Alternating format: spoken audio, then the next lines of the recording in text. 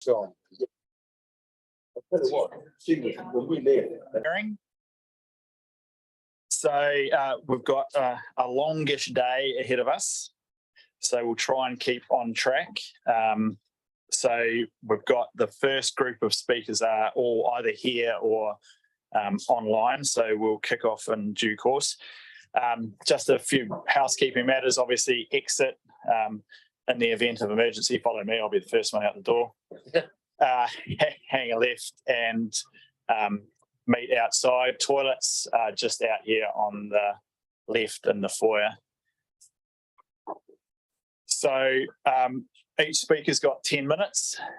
If there's a number of people speaking, obviously you can utilise the whole 10 minutes to talk. If you want to leave some time for questions, obviously manage the time. I will, if you are still talking at 9 minutes, probably you won't be, but it is possible. I'll let you know. But yeah, if you want time for questions, which are often the most productive part of the submission process, please leave some time within that 10 minutes for questions. So with that, unless there's any questions in the room, and for those asking questions, given there is only a limited amount of time, try and keep your questions reasonably concise. That way we can get as many people's questions answered as possible. Right, with that, I'll ask Scott Burnett, who's first up on our list from Forest and Bird. And then we'll come to you, Cynthia.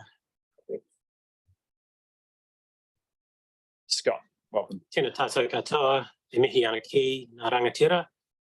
Ko Scott Burnett, toka wingoa, e mihi ana ki te reo te taia. I'm Scott, and I'm the Regional Conservation Manager for Forest and Bird for the top of the South Island. Forest and Bird is New Zealand's largest and oldest non-governmental conservation organisation, with over 100,000 members, supporters and volunteers. Forest and Bird's purpose is to be a voice for nature, and it's in that capacity that I'm here to speak with you today.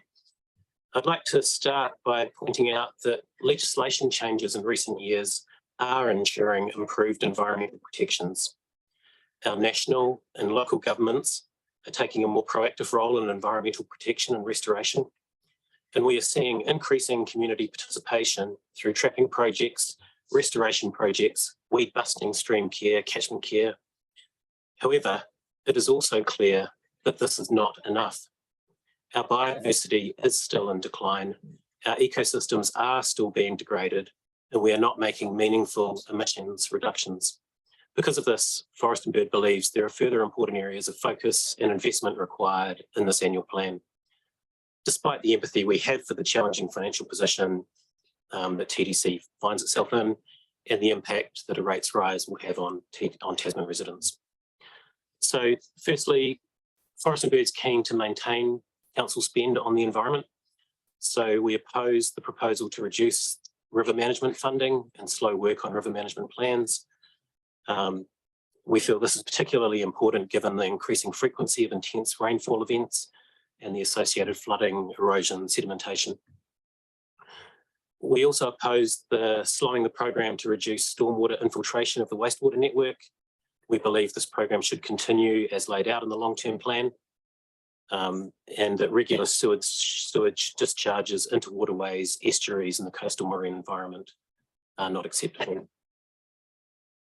Forest and Bird is broadly supportive of the rationale provided for not cutting costs in other areas, directly or indirectly related to the environment and biodiversity, such as the community grant scheme, staff costs, and not further reducing the level of service provided. Environmental monitoring and compliance. Forest and Bird would like to see increased resourcing of that. In the Sprout report of 2021, commissioned by Local Government New Zealand, Tasman District Council reported monitoring of only 57% of consents that required monitoring against a national average of 83%. Tasman's estuaries and coastal environments continue to be impacted by sedimentation. This is predominantly from the removal of land cover for pastoral farming, forestry and residential development. And we would like to see stronger conditions, monitoring and enforcement in relation to sedimentation.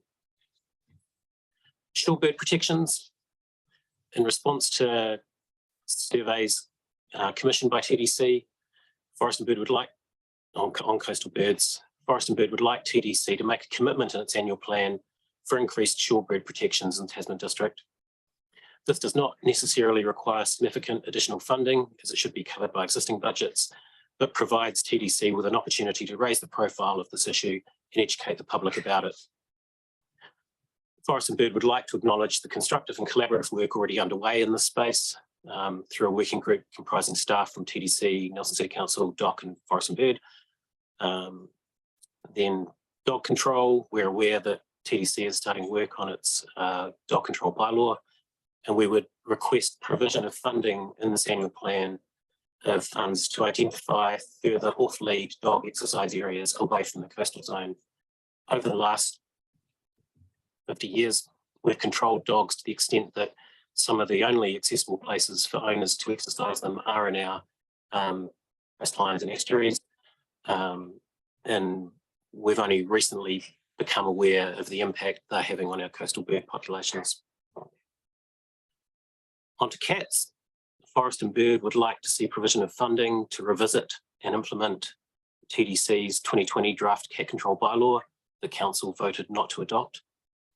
In the last 3 years, increased understanding of the impact of cats on our Indigenous species have increased, as has the public's willingness to accept the need to control cats. The rationale for a bylaw is twofold.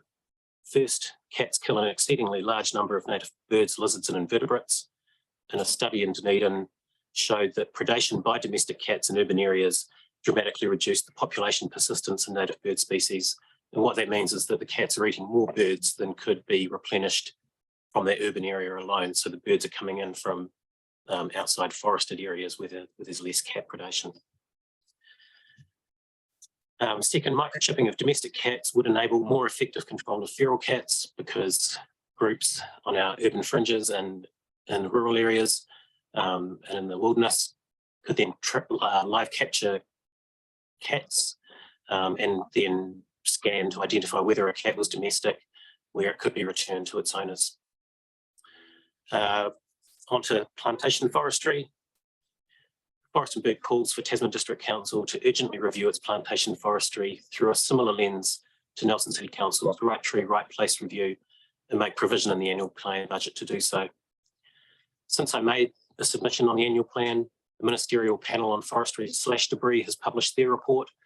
They've affirmed that pine plantation forestry has lost its social licence in the wake of recent weather events across New Zealand. Could TDC face similar criticism to Gisborne Council if another Cyclone Gita event hit Tasman?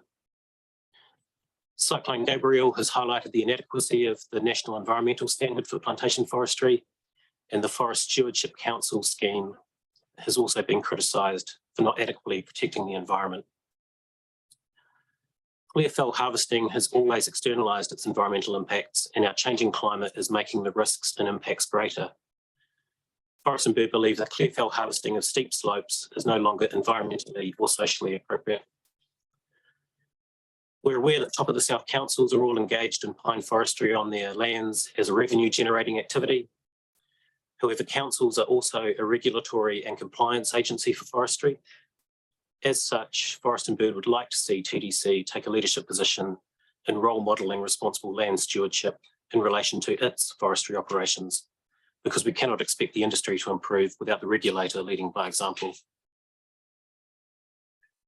Moving on to climate.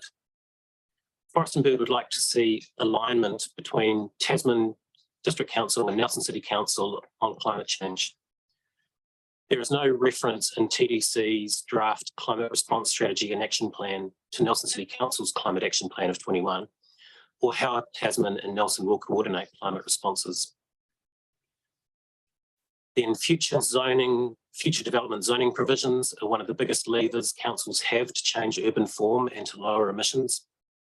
We believe that the Nelson Tasman Future Development Strategy will prevent Tasman from reaching its climate goals by continuing to privilege greenfield development over intensification. Forest and Bird strongly suggests a review of the Nelson Tasman Future Development Strategy through a climate lens.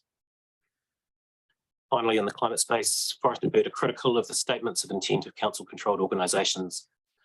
Waimea Water, Port Nelson and Nelson Airport's statements of intent are inadequate from a climate lens. None speak to how they're going to meaningfully reduce emissions. How can we expect other businesses to act on climate when the signal that is coming from council-controlled organisations is to do as little as possible. And then finally, environmental funding support of other organisations. Forest and Bird suggests further funding and support for the Kotahitanga Mote Taio Alliance, an alliance of Top of the South Council's DOC and iwi, because the alliance addresses the significant conservation problem of the lack of a coordinated approach to conservation that was identified in our National Biodiversity Strategy, Te Mana o Te Taio. Forest and Bird similarly supports increased funding of Tasman Environment Trust's Environment Hub services. Tasman Environment Trust currently supports in excess of 20 projects across Nelson and Tasman and provides an incredibly valuable service.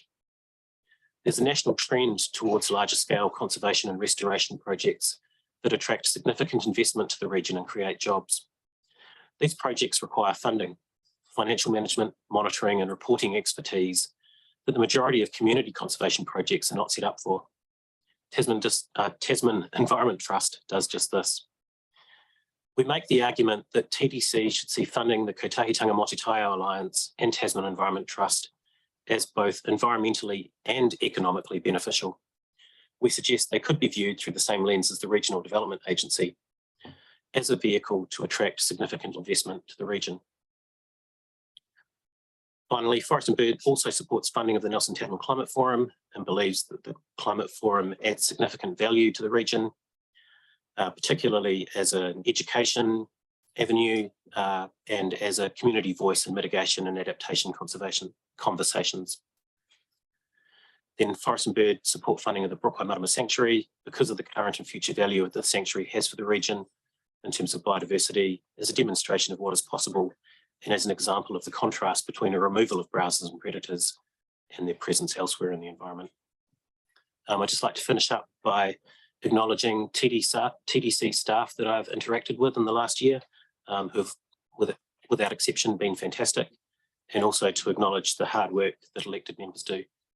Ngā mihi. Thank you very much, Scott. Almost as though you timed that to fill the entire 10 minutes, which is what you've managed to do perfectly. I had no idea how long. Perfectly as it happens. Absolutely perfectly. So there isn't time for questions. However, I'm not sure how long Cynthia's, because her submission at least is significantly shorter. So if I go to Cynthia, if there is time within Cynthia's 10 minutes, and if you're happy to hang around, then we can utilise questions between both of you if you're happy with that. Okay, thank you. Cynthia, I'll come over to you. Can you hear us? Yes, I can, and I'm quite sure that you will have some time for Scott to speak. I just want to echo, and good morning everyone, and thank you for the opportunity to speak. I just want to echo Scott's request for the CAT bylaw to come back to council, please. I would like to see the community have the ability to speak to this bylaw, and also for Forest and Bird to have the opportunity to show elected representatives trail camera footage of cat predation on shorebirds. We have a serious problem with cats in Golden Bay and it needs to be addressed. And now I'll switch to our request for a full-time compliance officer for Golden Bay. Your dog control policy states, and I quote, "Council must ensure adequate funding is available for the management and enforcement of the Dog Control Act 1996 and the bylaw. In Golden Bay, Tasman District Council is unable to meet the requirements of the Dog Control Act and its own bylaw, specifically in responding to harassment of wildlife. There's little point in council publicly announcing it has the cheapest dog registration fees in the country if it cannot do its job here in Golden Bay. So we're asking for dog registration fees to be increased to fund improved compliance. And now I'll go on to the Rototai Sandspit. I just want to share a photo of you with you of the Rototai Sandspit as it was 4 years ago. So I hope you can all see that. Yes, yeah, we can see that, Cynthia. So it was a bare space, a shell bank and sand bank with lots of driftwood, and we had banded dotterel and variable oystercatcher nesting there, significantly more numbers than we do now. And so we're asking you, well, I'd like to show you photo 2, what it looks like now, okay? So there's been a huge amount of invasive weeds come onto the sand spit. And so I would like you to ensure that in this annual plan, the reserve section of council has the funding to spray and remove the invasive weeds that are colonising the sand spit. It's such an important nesting site. Now, these birds like to nest in open space. Can you put that photo up for me, please? Yeah. They like to nest in open space that gives them a clear 360-degree view of their surroundings. And they usually nest next to a driftwood log that provides shelter. And if you look at this photo carefully, you may be able to see the oystercatcher egg sitting there in an indentation in the sand.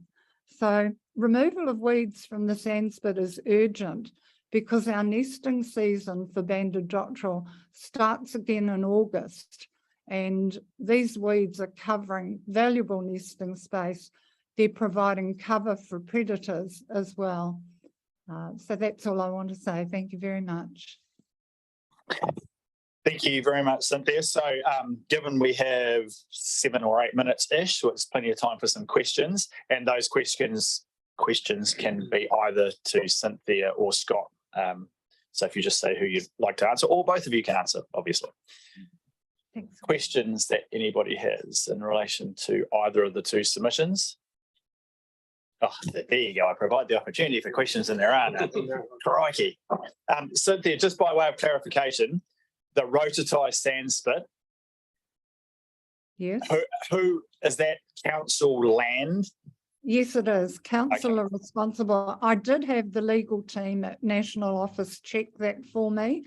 I wanted to be sure, you know, that it was the responsibility of Tasman District Council. Okay, thank you, Cynthia. Christine and then Celia. Thanks very much through the chair. Thanks, Scott and Cynthia, for your presentations on behalf of Forest and Bird. Lots of great information in there. I guess, Scott, I wondered about your view of Tasman's plantation forests. So, I mean, we do consider them quite carefully. We have made some good changes, I think, to Kingsland Forest in terms of future plantings and whatnot, and we're always trialling different techniques. Is there one of the forests in particular that you think we should focus on, or you know, are your comments more generic in nature? Yeah, I think they're more generic in nature. It's that Tasman Bay and Golden Bay continue to be severely degraded with sedimentation, and that's coming from a variety of land uses, but forestry is a big factor, particularly in these heavy rainfall events. And so I think Forest and Bird across New Zealand would like to see a catchment approach taken to clear fell harvesting of steeper slopes. So you would harvest those catchments in a spaced out manner so that you weren't exposing massive swaths of land to erosion at any one time. That's something we would really like to see, and I feel like that's something that TDC could do. And another possibility is the harvesting method that's going to be trialled in the Branch Valley coming up on Wildings. That's line harvesting that causes a whole lot less disturbance of the soil. That means the trees aren't dragged up and down the hill. They're lined off. We think that could be really good. Yeah, and that, you know, in the aftermath of this ministerial inquiry, Gisborne Council was, you know, very criticised for, you know, not doing more to ensure environmental protections from pine forest harvesting. Obviously, the report wasn't as critical of government, but I would have been. I think that the permissive legislative regime makes it really difficult for councils, but because you're a council that's also doing its own forestry, I feel like if you can role model best practice, then it makes it easier to expect that of others. Thank you, Scott. Celia? Mine's just a quick question to Cynthia. Cynthia, do you have have you been able to get an idea of the cost for a contractor to clear the weeds off the Rototai Sandspit? No, I haven't, Celia. Okay, thank you. Cross. Thank you, through you, Chair. Thank you both for your submissions. Lovely to be, the level of detail and understanding, since your bread and butter, and it helps us, I think, a lot to have you present. And lovely to hear about the collaboration with TDC staff and Nelson City and Dock, and that's going really well, because that's how we get, we achieve a lot more when we can work like that. Cynthia, I understand the issues around, dogs and birds, of course, in the bay. And I'm just thinking about the idea that a compliance person full-time or more time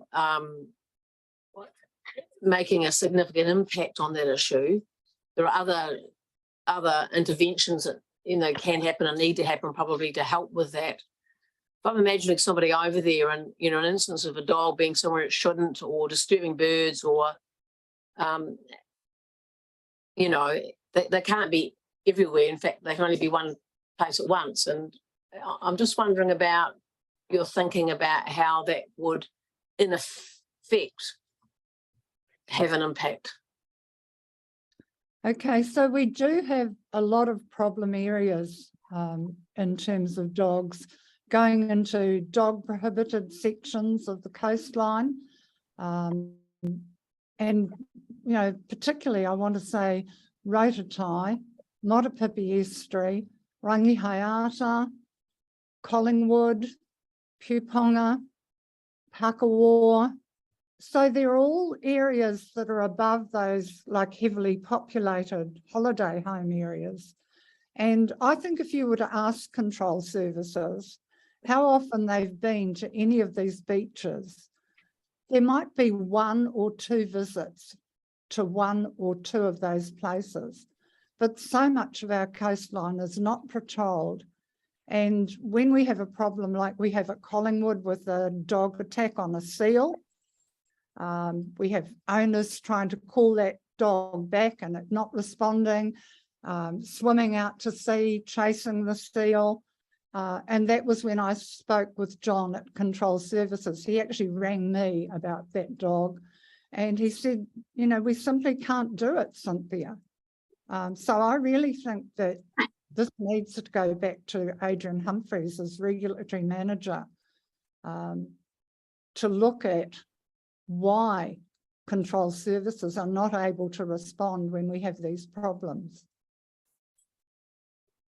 Okay, thank you. That brings us nicely to 10 minutes. So thank you for the questions. Thank you, Scott and Cynthia, for coming along and presenting your submissions. Thank you, Tim. Next up, we've got Matt Lowry from Bike Hub Nelson.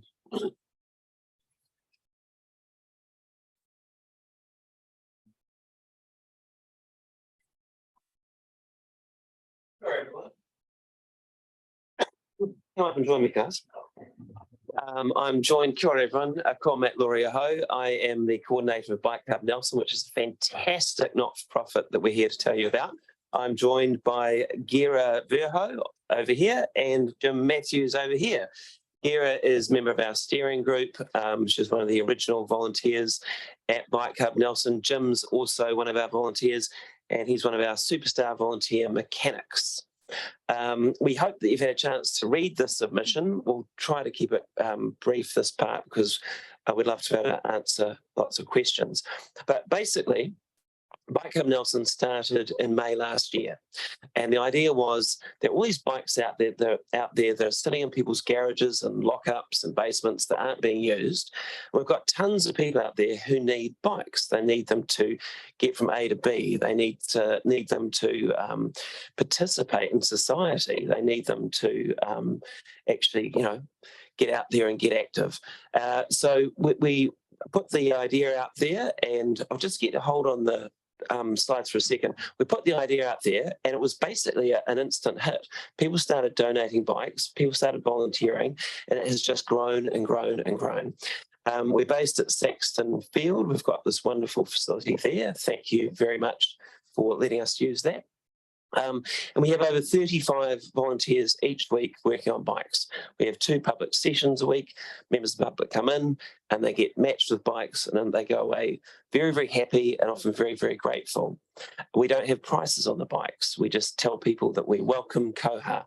Sometimes people will give us $15, sometimes they'll give us $70. It just depends on what works for them. About 80% of our bike recipients will give us something. So these are some of our volunteers. This is the Tuesday crew who are working on bikes right now. If we go to the next slide, that's me and one of our big supporters, Constable Jamie White of Wakefield Police. Jamie has organised something really great for us. He goes and picks up the bikes that cannot be reunited with their owners, that the police end up with, from the Richmond Police Station, the Motueka Police Station, and the Nelson Police Station. So he brings them to us, and we repair them, we service them, and we rehome them. It's a great relationship. He's a great supporter. Next slide is, you'll recognise that guy, Brent Maru, who is our Tasman delivery man, who is doing a fantastic job for us. No, this doesn't mean he has a conflict. No conflict here. Brent can tell you personally how meaningful it is, the work that we're doing, because he's seen it when he has delivered bikes to families in Motueka. 25% of the bikes we're doing at the moment are going to Tasman residents. We are going to do over 700 bikes in our first year. To give you an idea of how much it's grown, in July last year, remembering we started in May, in July last year we did 20 bikes. We're doing over 100 bikes a month now, thanks to all our volunteers and thanks to all the people who are donating bikes to what we're doing. If we can go to the next slide, that's the steering group. You'll see Gera there, I'm on there, and yep, we're the people who sort of help guide the ship. And the next slide, and if you can just keep going, flicking through these slides. So these are just some of the people that we've helped over the last year. It's incredibly rewarding. It meets so many of the targets of Tasman District's long-term plan in terms of getting people active, in terms of helping to reduce emissions and congestion. And we're asking for a very small investment of $10,500 plus GST to help fund the coordinator's role and to fund supplies and parts for our workshop, because a lot of our bikes do require quite a bit of work and we go through a lot of stuff. But as you can see, we're having a massive impact. And one of the things I'd say, I'd thank you for investing in your active transport. What we're doing gives Tasman people an opportunity to actually take advantage of that investment and benefit from it. There's so much more I could tell you, but you've probably got some questions. I just want to throw very quickly to Jim, who 29 years running and owning Village Cycles here in Tasman. Turn your microphone on there and tell the nice elected representatives what a good thing Bike Hub Nelson is. Cool. Well, welcome, Jim. Nice to see you. Thrown under the bus. No pressure from But, you know. Yeah, well, as Matt said, I had Village Cycles for a long time, and cycling's been my passion in pretty much most of my life. So when I heard this was happening, a mate of mine who I do a bit of cycling with said come along, and I did, and I was just blown away by how popular it was, and just how many people were interested and came along, and the number of people that were just there to help. And it's just amazing how the word is spread. So every day we get that we're there. There's just well, sometimes dozens of bikes that are brought in and given to us. So, yeah, I mean, really, just how quickly it's grown and how popular it is just amazing. So I think it's a very, very good cause. You know, getting people out on bikes is great. You guys do such a fantastic job with our cycle trails. Yeah, the number of people on them is amazing. So, and the hub certainly helps with all that. So, yeah. Thank you, Jim. Well and truly is an idea whose time has totally arrived. Gira, can you just tell us very quickly about the mental health benefits of bike habits? You're chewing furiously into question time, and I sense there are a number of questions of which I have a couple, so don't leave yourself short of question time. Yes, I work as an autism coach with lots of families that cannot afford to go and buy a bike. They have hyperactive children often, and they get bikes to use at school, but not at home. And this is one of the first things that we realize we need to give these families bikes so that the kids can go and do something to let off a bit of steam after school. Lots of families have found getting their kids to cycle to and from school independently has made a huge difference to their life and their juggling. And then also makes you feel good being out on the bike. We also see huge mental health benefits with all our volunteers, the 35 people that come in every week and have amazing companionship and learn from each other. So yeah, to me, it's a win-win all around. And we'll just add, Tim, that it's intergenerational. We have sometimes 3 generations coming in to get bikes on an occasion, and sometimes we'll have 3 generations working on bikes in the workshop as well. We'd love to hear some questions. Thank you, Tim. Well, you've used up all your time, so I don't know. Look, I've got a couple of questions to start with, because I think absolutely fantastic initiative, no question, awesome benefits. And my question is, you've applied to us for funding, you're already getting funding from NCC. Mental health you raised, physical health clearly a benefit, social issues. So how much funding do you get from the DHB? How much funding do you get from MSD? And how much private sponsorship do you get from the new owners of bike shops? Because when I look at the people spending money on bikes, a bike now costs more than lots of people's cars. The electric bikes, I see hundreds and hundreds of them trucking out to Brightwater on the cycle trails, which we invest a significant amount of money in. How much money are you getting from those 3 sources to support what is an absolutely fantastic initiative? Thank you. So the DHB, or what used to be called the DHB, we haven't applied for any funding we haven't applied to them for any funding yet, but we will. In terms of private businesses, we do have a company that is going to announce an investment quite soon, but it's not on this scale. It's a donation of helmets and a grant that we can appreciate very much, but I can't talk about that just yet. It's going to be greatly appreciated, but it's not that massive. But in many ways, Tim, we're still getting out there to the organisations that want to be a part of what we're doing and that we think are appropriate. So it's still kind of early days in that way. But one thing, we do 25% of our bikes are going to Tasman residents as it is. There is an opportunity for us, you'll see in the submission, to do something in Motueka, and we'd love to be able to do that. But we're probably going to need some support from TDC to be able to do it. Okay, thank you. So other questions, Chris? Thanks. Fantastic, isn't it? Just what a great project all round. And I suppose it's, if we come up with $10,000, and I'm assuming that's per annum over more than a year, Sure. like it ongoing. It would be one of those For as many years as Yeah. you like, Councillor. Yeah. It's be one of those examples of where we chip in a little bit and there's a whole lot of wider benefit. Amazing growth. What's going to happen if you get a sense that it's just going to grow and get more exponentially bigger?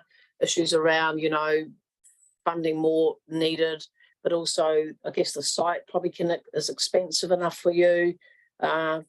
Mostly my question is around how widely known is it? Like, it just seems like it could just be bonkers in terms of size. Yeah, because great question. I think we won't know really what we're capable of, I don't think, until Bike Hub Nelson is a household name across the district. Yeah. We're not there yet. Every day we all meet people who are like, oh, what's that? And we tell them, and then they say, oh, I've got a bike you can have, which is very cool. But we're not there yet. So I think it's going to keep growing for quite some time. And I think it's definitely going to grow a lot more in Tasman because people now know about Brent.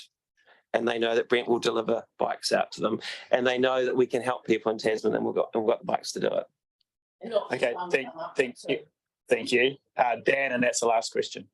Yeah, thanks, guys. Obviously, it's a mad cyclist myself, but definitely awesome what you guys are doing. I think we talked about Matt's at the Cops and Cakes.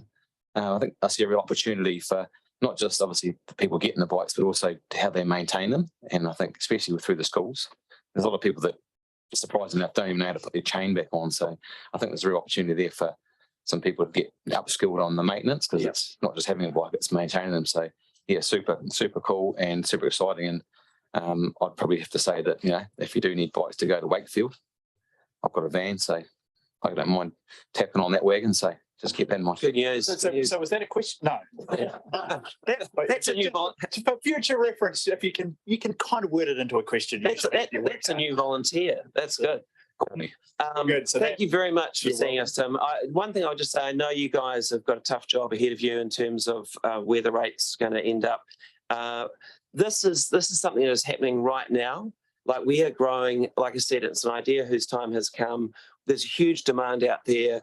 We're meeting it, but we need support. And I know it's a tricky time for you guys, but now is the time to invest. And we would really appreciate any support that you can give us. Thank you very much for listening. Thank you, Matt. Cheers. Thank you for coming in and presenting. Right. Next up, we have Gordon Oldfield. So, if you just want to make way for Gordon to sneak past there.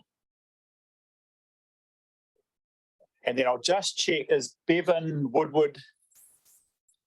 No. So after this, we will break. Brief break, and then we'll come back 10:30. Welcome, Gordon. Same thing, 10 minutes. Feel free to use it as you wish. Leave time for questions if you would like some. Kia ora koutou, ko Gordon Oldfield toka ingoa, ko Volunteer Nelson toka mahi. Greetings everybody, I'm Gordon Oldfield and I work at Volunteer Nelson. I'm here today to talk about the Found Directory. So I'm not sure how many of you are familiar with the Found Directory, but it is a directory of not-for-profit organizations that goes back to 1987. And I actually have one of the few printed copies that used to be circulated of the Found Directory. Probably should go into a museum somewhere. But having been around since 1987, it is something of an institution in the community sector. At the moment, there are about 1,500 not-for-profit organizations listed, as well as services that those not-for-profit organizations provide.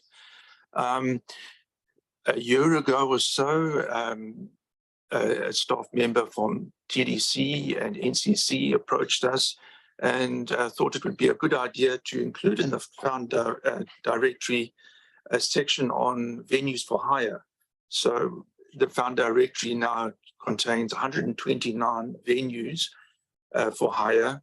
Those venues are all not-for-profits operated. So they're venues from Nelson City Council, Tasman District Council, and also venues operated by not-for-profit organizations.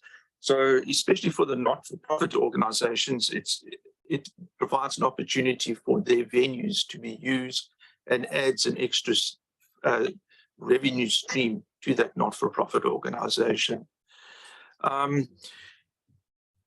The Found Directory is entirely online at the moment, although we are looking at possibly reintroducing a printed form of it for those people that are on the wrong side of the digital divide.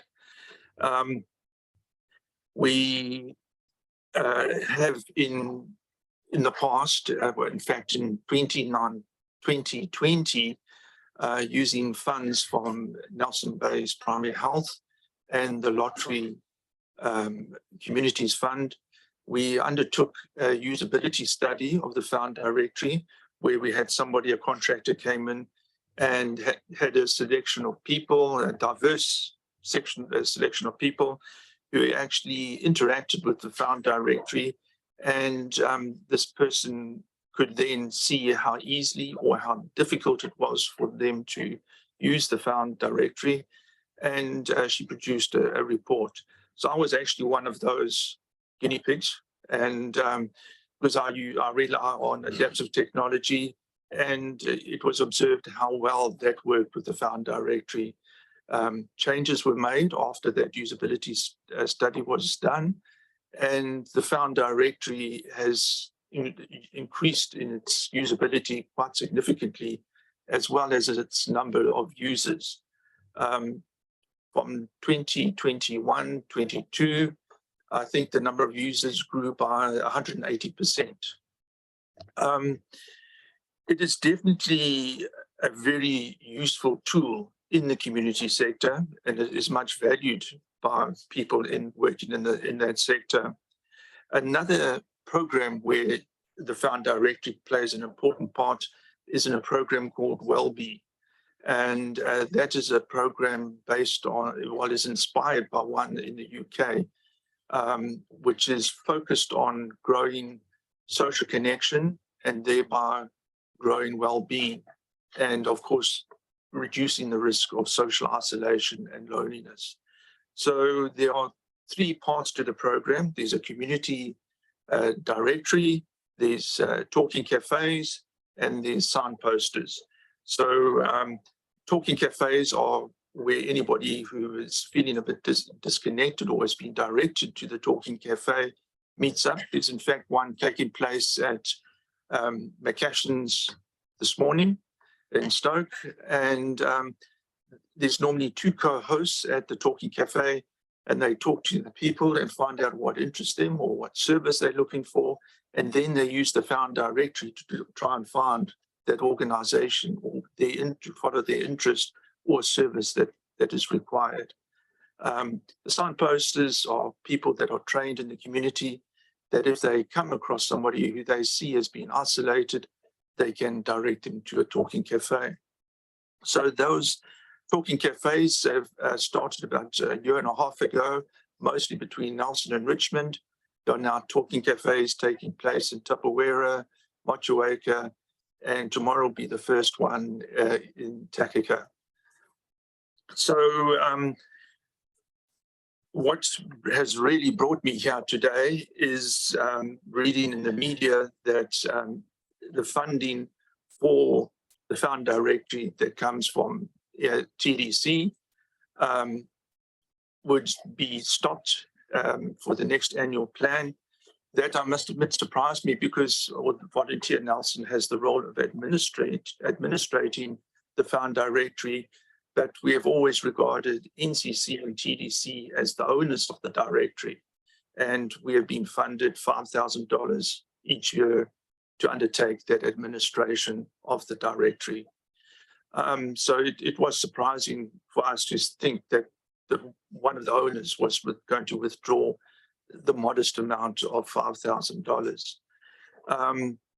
One of the improvements that we did get from one of the recommendations from the usability study was to have a curator, and the Found Directory has a curator that works 10 hours per week to maintain all the listings, checking that there's no dead lists, no dead links, that the listings are well presented, and to improve the overall quality of those listings. That fund, that curator is funded by funds from $10,000 from the Lottery Communities Fund and $3,000 from Nelson Bay's Primary Health. It is my submission or my request to the council that you do not cut the funding for this directory, but I would ask you to increase the funding to $10,000 per year. I think that's about all I have to say for the Found Directory. Thank you. Thank you, Gordon. So are there any questions? We've got a couple of minutes. Chris. Thank you. Thank you for your submission and coming in today. I've just been having a little look at it as you've been speaking. I can do both at once. It was, it's good to be able to bring it up, and there's a whole lot of things from Golden Bay right on there under recreation or something. So just wondering if you, what's the way that you, I guess you can track usage of the website? Just wondering how widely it's used. Yes, we use Google Stats.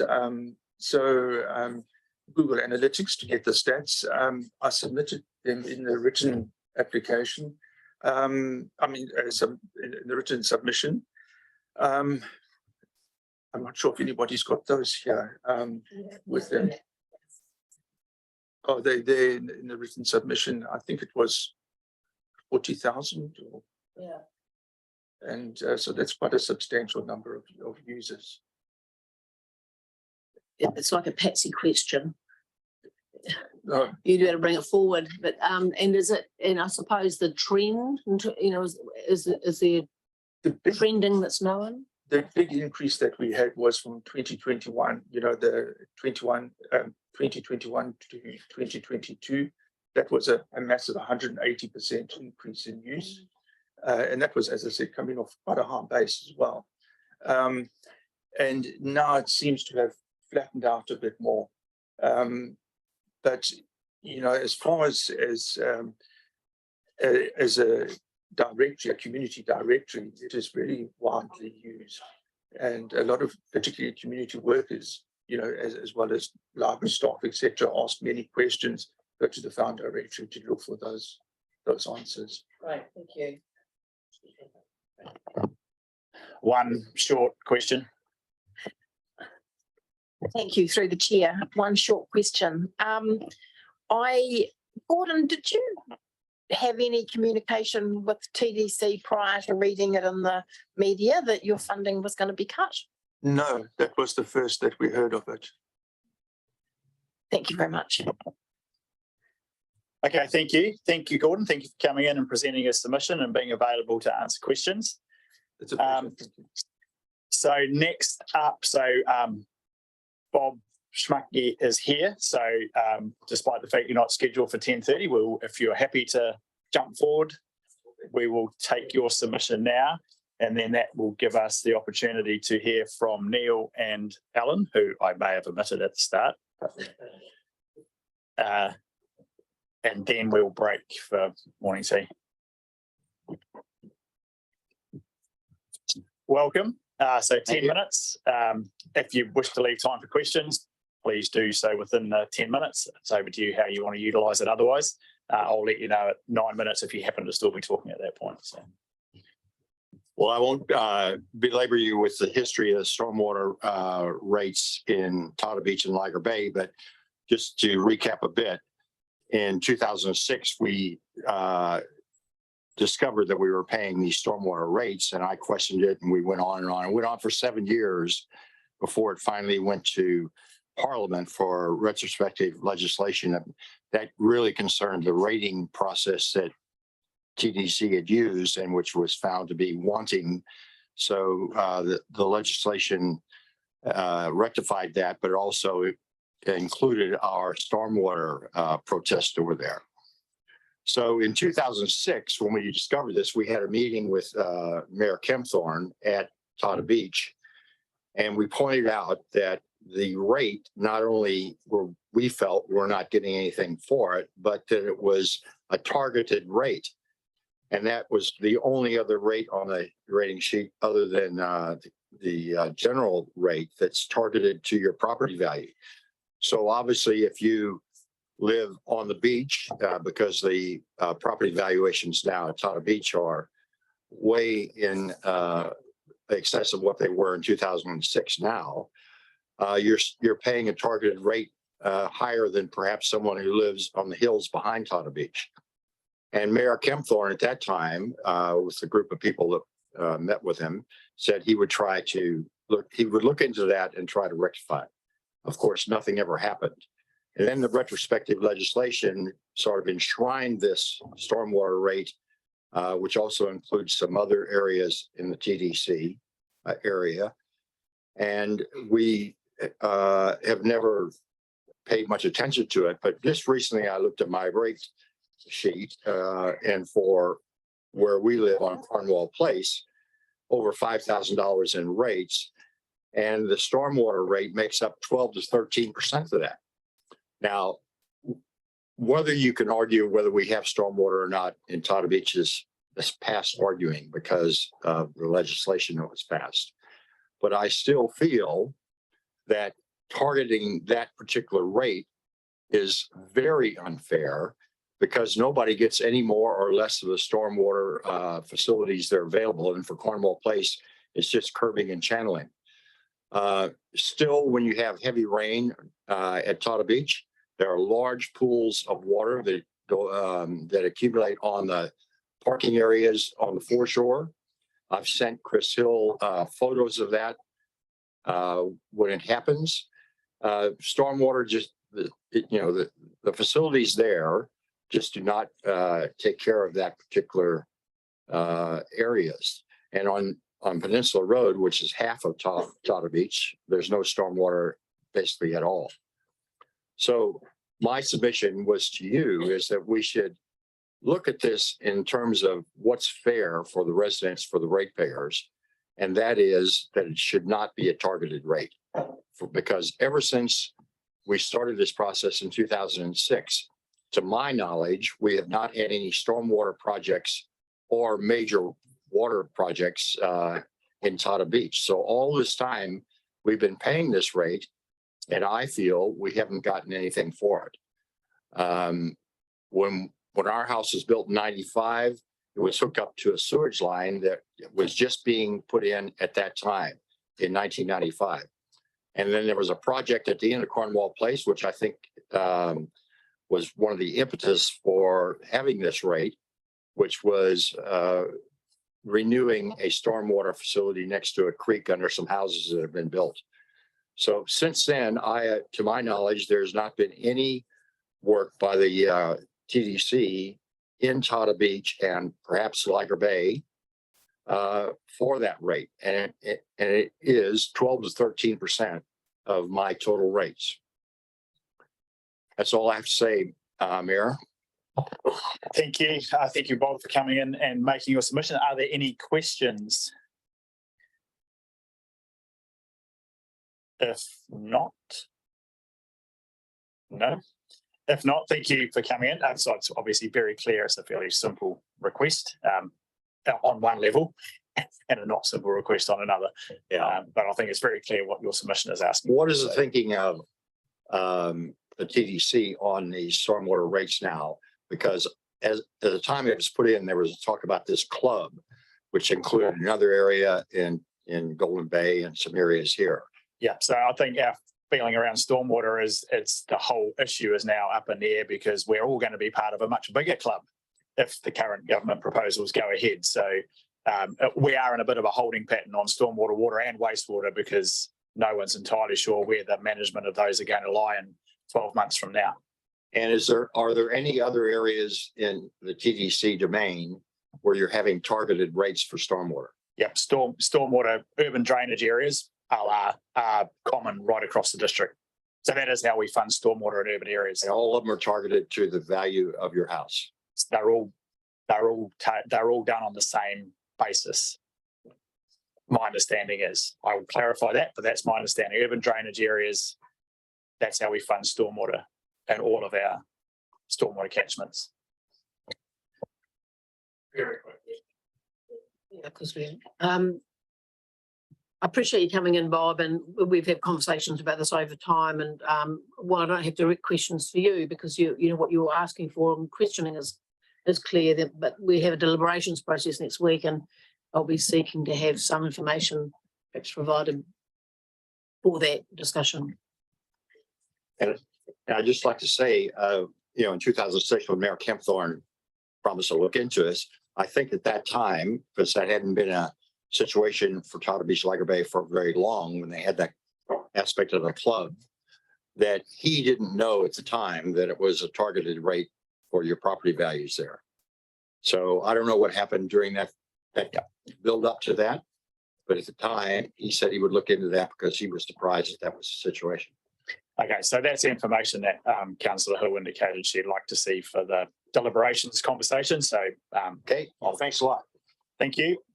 Right, Neil, Alan, apologies for not earlier. And the other thing I forgot, which I'm not sure is appropriate to do after you've started, but so I will do better next time, as I forgot to open with the karakia because I did not kind of submissions hearing, council meeting. I'll blame John.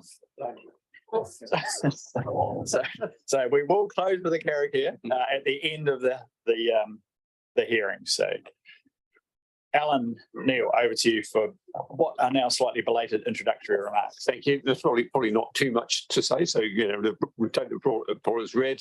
There have been a couple of late submissions, one for annual plan and one for the fees and charges that we received before the 8th of May. And certainly our recommendation is that you accept those. But yeah, other than that, take the report as read, pretty straightforward. I knew that's why I left you to this gap in proceedings so that we could get ahead of the game before your move, councillor Mailing. So this is the resolution in relation to receiving submissions, accepting the late one, the two late ones, not accepting submissions post 8th, etc. So move, councillor Mailing, seconded councillor Dowler. All those in favour, please say aye. Aye. Against, carried. We also need, are there any apologies? The only person who's not actually here, I think, is Mark, and I don't think we've received an apology, so we don't need to move any apologies. They'll just be noted as absent. Right, so that brings us to the point where we now have quite an extensive gap because the next group of submitters are down for 11:20. So feel free to utilise that time productively or constructively as you feel fit, but please be back here by, let's say, 11:10 so that we're ready to go at 11:20.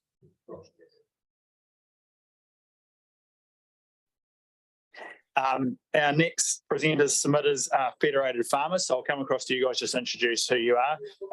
10 minutes. I'll give you a nod at 7 if you're still talking. Submission will have been read. So highlight key areas of emphasis, and then if you want to take questions, leave a bit of time to do so. So I'll hand over to whoever wants to start. I'll start off there. So I'm Stephen Todd. I'm a farmer from Murchison. I'm the Nelson Provincial President for Federated Farmers. Sheree Chubb, I'm the Golden Bay President for Golden Bay Federated Farmers. I'm a dairy farmer in Tākaka. And I'm Emily McDonald, the Federated Farmers Policy Advisor, and I look after Marlborough, Tasman and Nelson, Federated Farmers, so I'm prepared the submission. Right, I'll crack into it. So I'd just like to acknowledge Mayor Tim King and all the councillors, and from our Federated Farmers team and all our membership base, we'd just like to say a big thanks to you guys. Without your guys' hard work, council wouldn't run as smoothly as it does. And so, yeah, big thanks for that. And we look forward to a good relationship going forward. From there, we'll roll over into Sheree will start off. So the biggest concern for our members is the rates and the cost of rates. We have often members with large, extensive farms paying exorbitant amounts of rates, tens of thousands of dollars at times. And the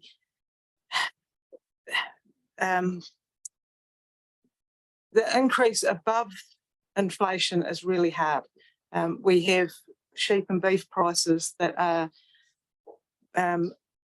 the profitability of farming at the moment is really under a squeeze. And so when you have fixed costs like rates that you can't negotiate, you can't do anything other than pay your rates, means that you have a lot less discretionary income to be spending on other things. So the secondary impact is to the wider community, because you're not spending that money on infrastructure or upgrades or just discretionary spending. So that the value of rates well and above the cost of inflation is a very sharp point that our members wanted to get across. And it's not just the 9% that's been advertised, that for what was the dairy farming, for some dairy farms, it's up to 14% increase in rates. So that's pretty sharp and pretty unpalatable. And then following on from sort of the increase in rates, we've also had a lot of feedback from our members about the uniform annual general charge not increasing. So it's the uniform annual general charge is the most fair and equitable way for the whole community to pay rates, and it hasn't been adjusted for a long time. And our members sort of consider it's a little bit unfair that it's not raised up to the 30% that it's able to be, and so that the full community can be paying their share. I'll just tack on to the end of that. I've had phone calls about that from our members, and that's the same thing. It's a population-based cost, and it's only fair that it's spread across the population. And to have it reducing like it is not really palatable to our members. Yeah, and then we'll move on from there. The Waimea Dam. So Federated Farmers is in support of the Waimea Dam. We congratulate you for doing this. It's giving our communities resilience going forward. Just urge caution on the lending under the present climate. We realise it's got to be paid for somehow. But yeah, as farmers, we know the pressure of debt in the current conditions, and it's I guess we've just got to be careful we don't get bogged down when the Reserve Bank's, making everything pretty hard at the minute. So yeah, that'll be that one, and then go back to Sheree. So a very a point that's quite important to us in these times of climate change and weather events is the vulnerability of our roads, and we've come to appreciate the fact that the Taka Hill is a bit of a high risk situation. We are really keen for the council to continue to support Port Tarakoe as a viable functioning port, so that we have the security of knowing that if the Taka Hill is damaged in a substantial way, that we have access to being able to get products in and out, fuel in and out, milk in and out, groceries in and out. And I think we're very fortunate to have such natural, benign shipping. So coastal shipping may well become something more in the future, but it's just we have a bit of infrastructure there that we would really like to see continue in a functional state. And then sort of from that point on from the port is also sort of renewal of contracts within council, and just making sure that you guys are actually sort of reviewing them instead of just sort of a rolling acceptance of increased prices, and what are the checks and balances, and making sure that you guys are actually making sure work is being fulfilled and the level of service that these contracts are delivering. And I think Stephen sort of might have an example, sort of Murchison based, and just. So yeah, I'll just carry on from that, and that's really obligations. And my example would be Fulton Hogan on the road. At times our road, a while ago, the grader broke down and got taken away, and we're just left without a grader for an extended period, where council's still obviously paying Fulton Hogan well, they've got obligations under the thing, and it just simply wasn't being fulfilled. And our road, the roads deteriorate. We're left to pay maintenance on vehicles that are bouncing through massive potholes. And so from that point, I suppose it's just when contracts are being renewed and that sort of thing's making sure that they're actually living up to the obligations as a contractor as well. As a ratepayer, we don't get a lot else for our rates by the road sometimes. And things like libraries and that we don't use much, but it's a social cost. As far as people up the valley go, the road's a lifeline for us. We've got to be able to get milk tankers in and out. So and everything else. So yeah, it's very important that they are maintained and contracts are being fulfilled. Really, it's not questioning that it's being funded. It's making sure that the guys that you're funding are actually doing the job that they're paid to do. And I don't know if there's what the checks and balances are on that, but that'd be one of our points. And then from there, just move on to river management. Our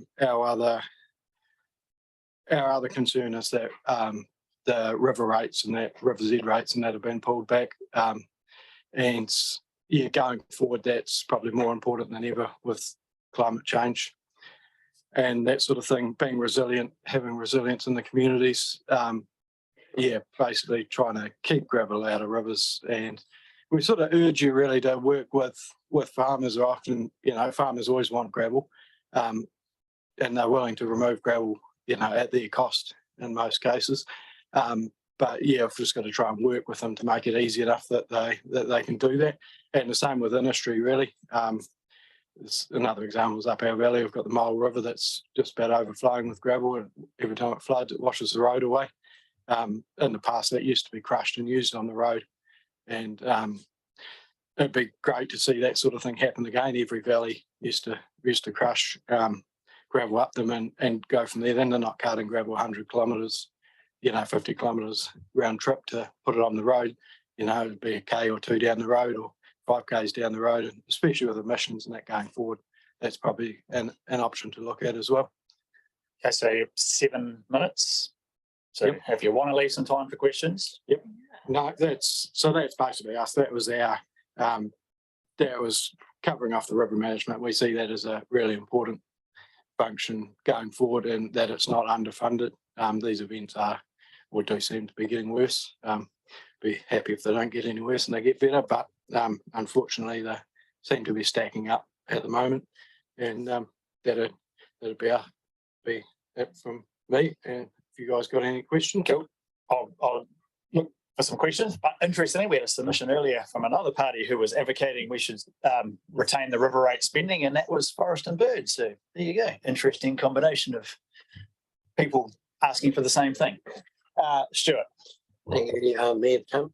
Just in relation to those two things you covered off, firstly, river rates. So you'd be keen for them to be retained where they currently are rather than reduced. Is that a view of the wider membership of what you're telling us? Yeah, definitely. Because when we're River Z where we are, and it's greatly appreciated when we do work. Quite often, council will pay half of that work. It is for the greater good of everyone, but it certainly protects our assets as well. And I certainly wouldn't like to see them dropped off, because there's always work to be required, and the budgets are often running out as they are. So reducing them seems a Thank you. And then just in relation to the UGAC, I think you alluded to the maximum 30%, which we're aware of. We're a long way from that currently. Would you be keen to see that be a tiered increase? Because it'd be quite a jump to go from where I think we're at about 12 or 15% to 30 in 1 year. Yep. No. I can touch on that. Yeah, we are fully sort of a view slowly raising it and just eventually sort of over time getting to that 30%. And then once it's at that 30% staying there, sort of going forward, and whether that is sort of a couple of years to sort of just so it's not a steep jump for some properties, as we appreciate that sort of some properties with a lower value will have quite a jump in rates. Great. Okay. I'll just add to that just quickly. With that, we realise that councillors and that often will be worried that the lower end of the rate payers are struggling already to pay their rates, and that's one reason that I've been told that it's not come up in the past. But yeah, at the end of the day, you've got rates for remission and those sort of things to look after those. So I'd urge that you strongly look at it. Thank you. It's difficult. What you want us to spend more money on rivers, but to actually lower the rates. So that's an interesting position we're going to be in. But I'm just looking at the one in swimming pools where you're saying we shouldn't be helping fund rural swimming pools in schools, where in New Zealand we've traditionally got a drowning problem, and in actual fact that's a safer environment to teach kids to swim than in the river or at the beach. So Yep. that's a safety issue for me. Yep, so I can talk to that. The I'm not sure that it's the council's responsibility to be dealing with the drowning statistics. I think the Ministry of Education has and individual schools have more responsibility for that than what as a council responsibility. We're not short of pools around the district, but there's not equitable access to those pools. So yes, there might be access for school kids, but there's not for the general public. And so you're providing funding, and it might only be a small amount of funding, but I'm not sure that it's core council business. And it was just an example of ensuring in these tightened financial times that every line in the budget is looked at as to whether that's good spending for what's required. Okay, thank you. Very briefly, Councillor Christine. Oh, thank you. Sorry, it was on the swimming pool one as well. I was just in your submission, you talk about a restricted number of people able to purchase a key. So I just wanted to be clear whether they were restricted because of the policy of the school, or they're restricted because of maybe the cost of purchasing the key. Well, I think it's a bit of both. Okay, thank you. Thank you for coming in and speaking to your submission and being available to answer questions. Thank you. We're happy to answer any more questions that you guys might have. Cool. Thank you very much. Thanks very much for your time. So next up, we've got Claire Parks and Simon Vincent. So you're down as separate speakers, so that's all good. So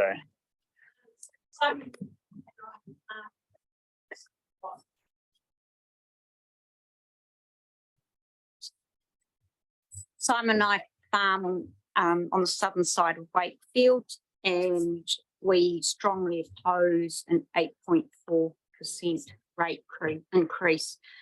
Last year, we paid $57,300 for our rates bill. Sorry, just under $53,000, $52,800 for our annual rates. With the 8.4% increase, that's going to bring it to around the $57,300. That's a bloody lot of money that we've got to find. So just to put in fairness for you to understand too, of that 57,000, 28,000 for water and just over 29,000 for the other rateable items. When I look back on our 10-year rate figures, that's going to be 111% increase over the 10 years for the general rate, which is probably not unreasonable. The water is 331% increase, and it gives us a total increase of 165 over everything. So for us, we're no different from council in that we've had to absorb all the rising costs that, like inflation, interest, labour, fertiliser, etc. And our income from livestock has actually dropped back in the last 12 months. So, we're not in a good position to pay a large rate increase. I feel that council needs to stand up and to fight central government on all the extravagant, unworkable and over-regulated policies that have been thrown at New Zealand landowners. And don't get me wrong, we care about our land. So, this is tough times for a lot of families and businesses. And we just feel like, you've got to do what we've got to do and sharpen the pencil, get rid of unnecessary spending. And I see council should be investing in core infrastructure and repairs and maintenance and not good fuzzies. So, for us, we've got to look at how we're going to survive. Obviously, dropping water units is going to be a huge priority. That means we would have to put a new line over the top of the 88 Valley scheme that goes through our place, so we can extend an existing scheme we have on our farm. It won't be straightforward running 2 lines side by side. We can intensify and increase the number of cows we finish so we can grow more crops to feed them. But is that what we really want? We can increase our carbon farming area, cash in from carbon credits. Is that what we really want? And then we can put up rental and maybe put a rental for having the chlorinated plant that the council own that's sited on our property. Or we can subdivide and put more traffic on the road. So I'll hand it over to Simon. Yeah, I think my comments are. Thank you. Just be clear, the rates were not the landed gentry. We didn't inherit the farm. Every acre we bought, we have purchased with our own money, with our own. Claire's worked on the farm for 50 years. Next, 1st of February next year, I'll be in construction full time for 50 years, paying for our place. So just don't think because the rates bill, but somehow rich people. And I think what you've got to do is just really look at the big picture. I think you guys needed an exercise on what would you actually do if you could not increase rates. What would the plan be? That wasn't meant to be a pun, but because you take, for instance, not just us, but take the people who live up the street whose interest rate's gone from 2.5% to 6%.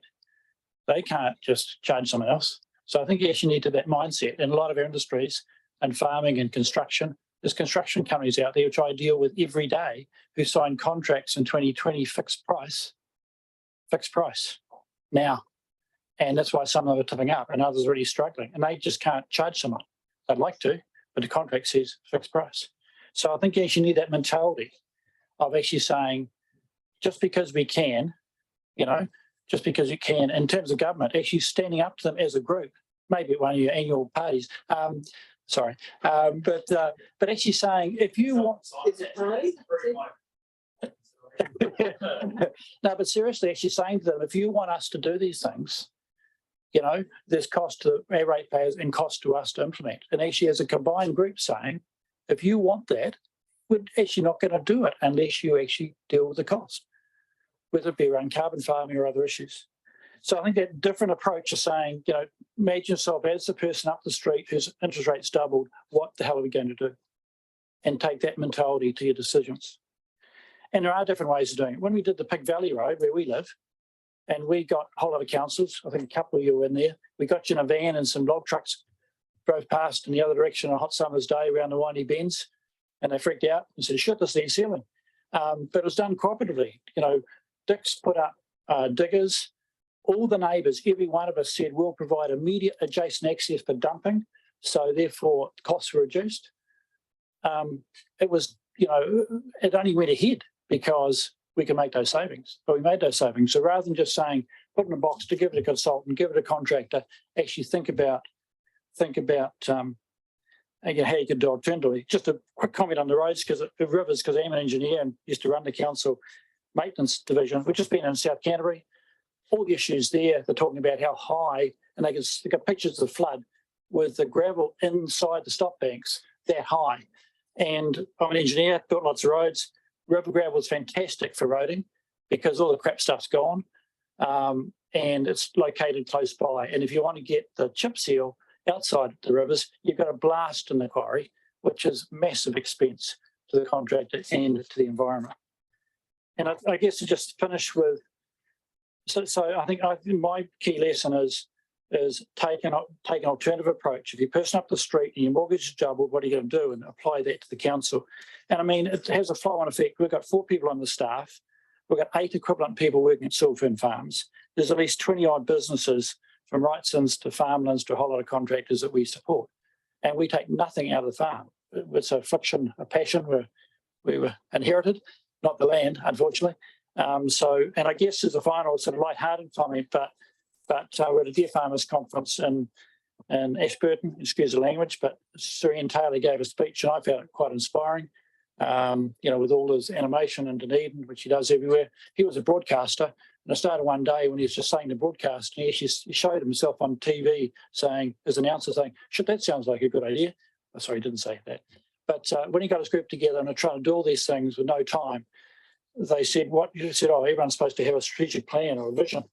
And around the office, the secretary came up with the best vision they all ran with, which was fuck the boxing, just pour the concrete. And so I think you actually need a different mentality to deal with the myriad of things that impacting on you and us. So. Thank you, Simon. Are there any questions that anyone has? Chris? Thanks for taking the time to do your submission and to come in. Can I just check, is your assumption that no costs have been reduced within council, that there hasn't been work done within council to get the rate increase to be 9? Is your assumption that we've done nothing? No, not at all. Not at all. The assumption is it's a 9% increase when our interest rate is doubled. That's the assumption.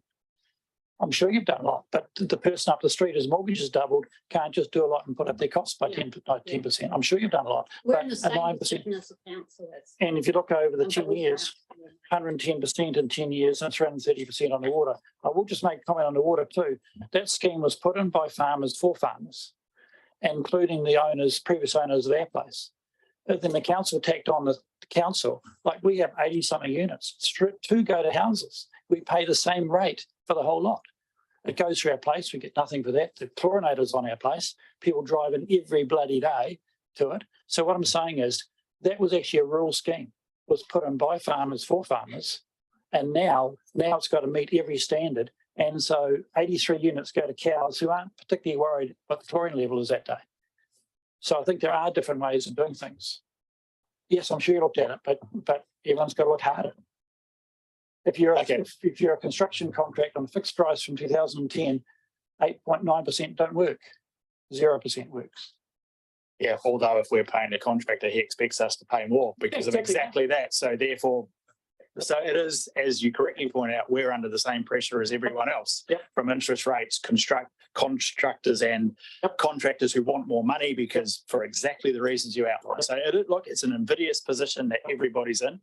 And I mean, all I can do is ensure you that we are looking really hard, and as a number of submitters have requested, that we look harder. And as a number of other submitters have requested this morning, they want us to spend more. So again, we're in the position of balancing the various views, and that's our job ultimately. So. And just to comment on that, there is some balance, like on the rivers. If you take more gravel from the rivers, you actually charge for that. You don't not charge for that. It's very well located, generally. And that actually gets further income, actually, it also solves the problem. So sometimes it can work together. Okay, any further questions? If not, thank you both for coming in and your submissions, speaking to them and answering questions. Thank you. Next up, we have David Ogilvie. So with his personal submission, I'm just checking. So Jane Pedersen, not yet online. She's not scheduled to speak till 12. So welcome, David. So I think you know the drill, 10 minutes. If you want to leave a bit of space for questions, by all means do so. Thank you very much for the introduction.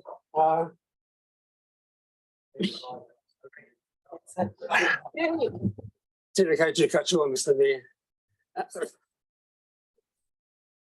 This is quite a moving experience, actually. I understand you read my submission, and I want to highlight really 3 or 4 items of that. The first one is about Rewalker. And what I'm requesting is really immediate attention to the footpaths, the shared paths, curbs, channels in that Rewalker Brooklyn area. The play equipment, Ted Reid Reserve as well. And the drains, the Little Sydney drain, Hamilton Stream, Jordan Stream, Ferris Stream, all need pretty much immediate attention. The area has got considerable community and recreational facilities, 2 schools, 2 halls, you've got a bowling green, rugby grounds, croquet green, tennis courts. This is a community which needs, I think, immediate attention. But it also needs a strategic plan. And currently we've got the chair of the community board in Motueka, the deputy chair, both live in Ruaka. They could lead with a council planner to develop a future plan, I say a 25-year plan up to 2050. And look at Brooklyn and Derridoon and Ruaka itself. So that's the first one I want to highlight. The second, and I'm interested as rivers have been mentioned by both previous submitters. The overall budget seems very low. 8.3 million is a figure I've been given. Compare this with transportation at 27 million, wastewater, 23 million, waste management even, 18.4 million. In each ward, the rivers are especially significant. And it's important to look at that significance, whether it is things like grab extraction or river protection through stop banks or whatever.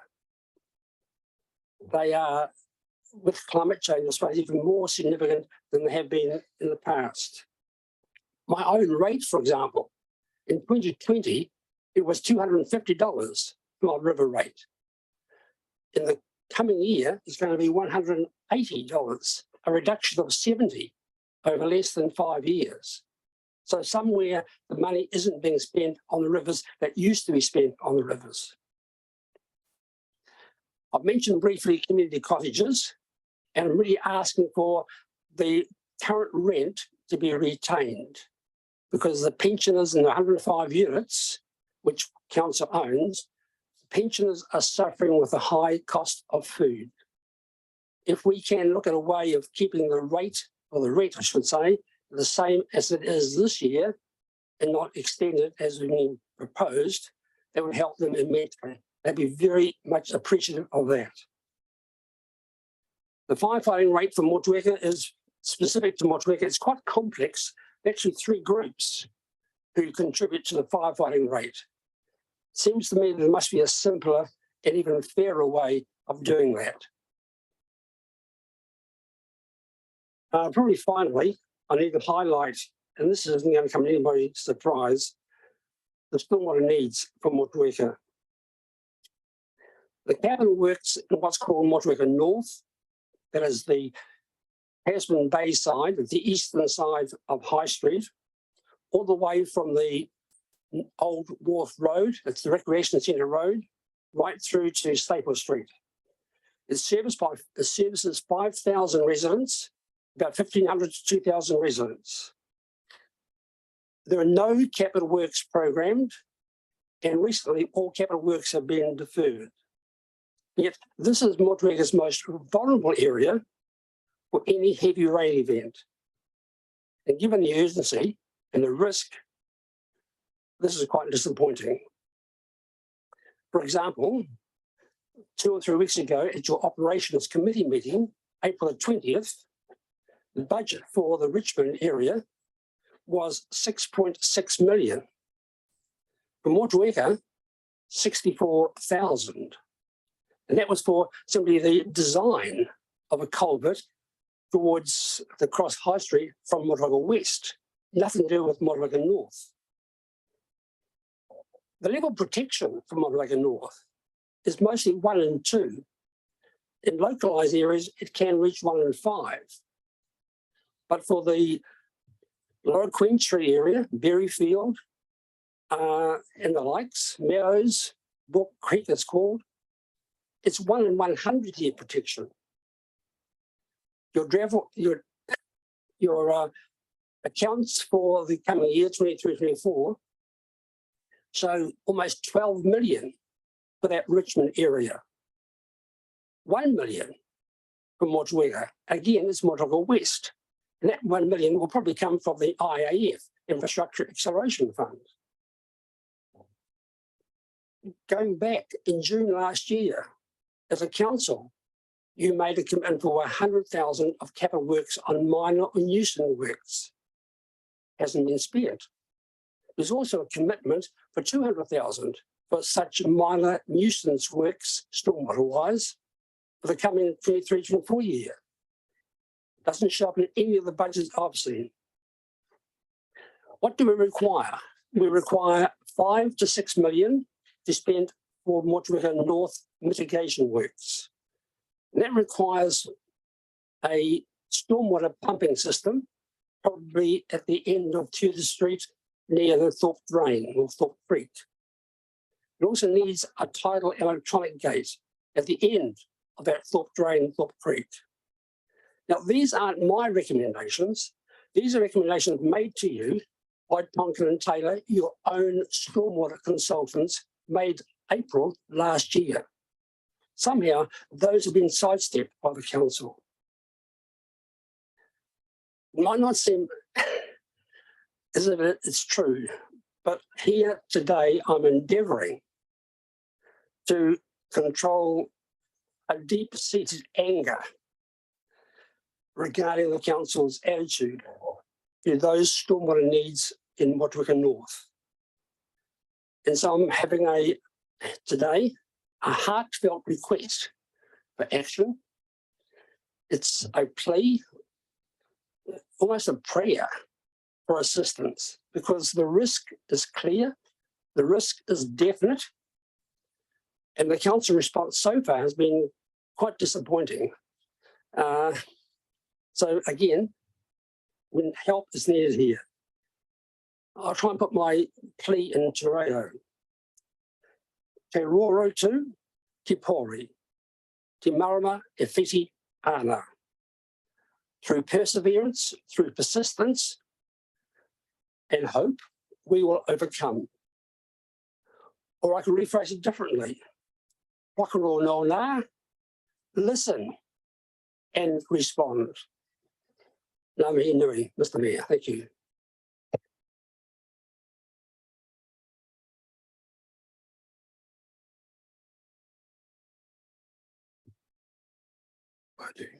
Stuart.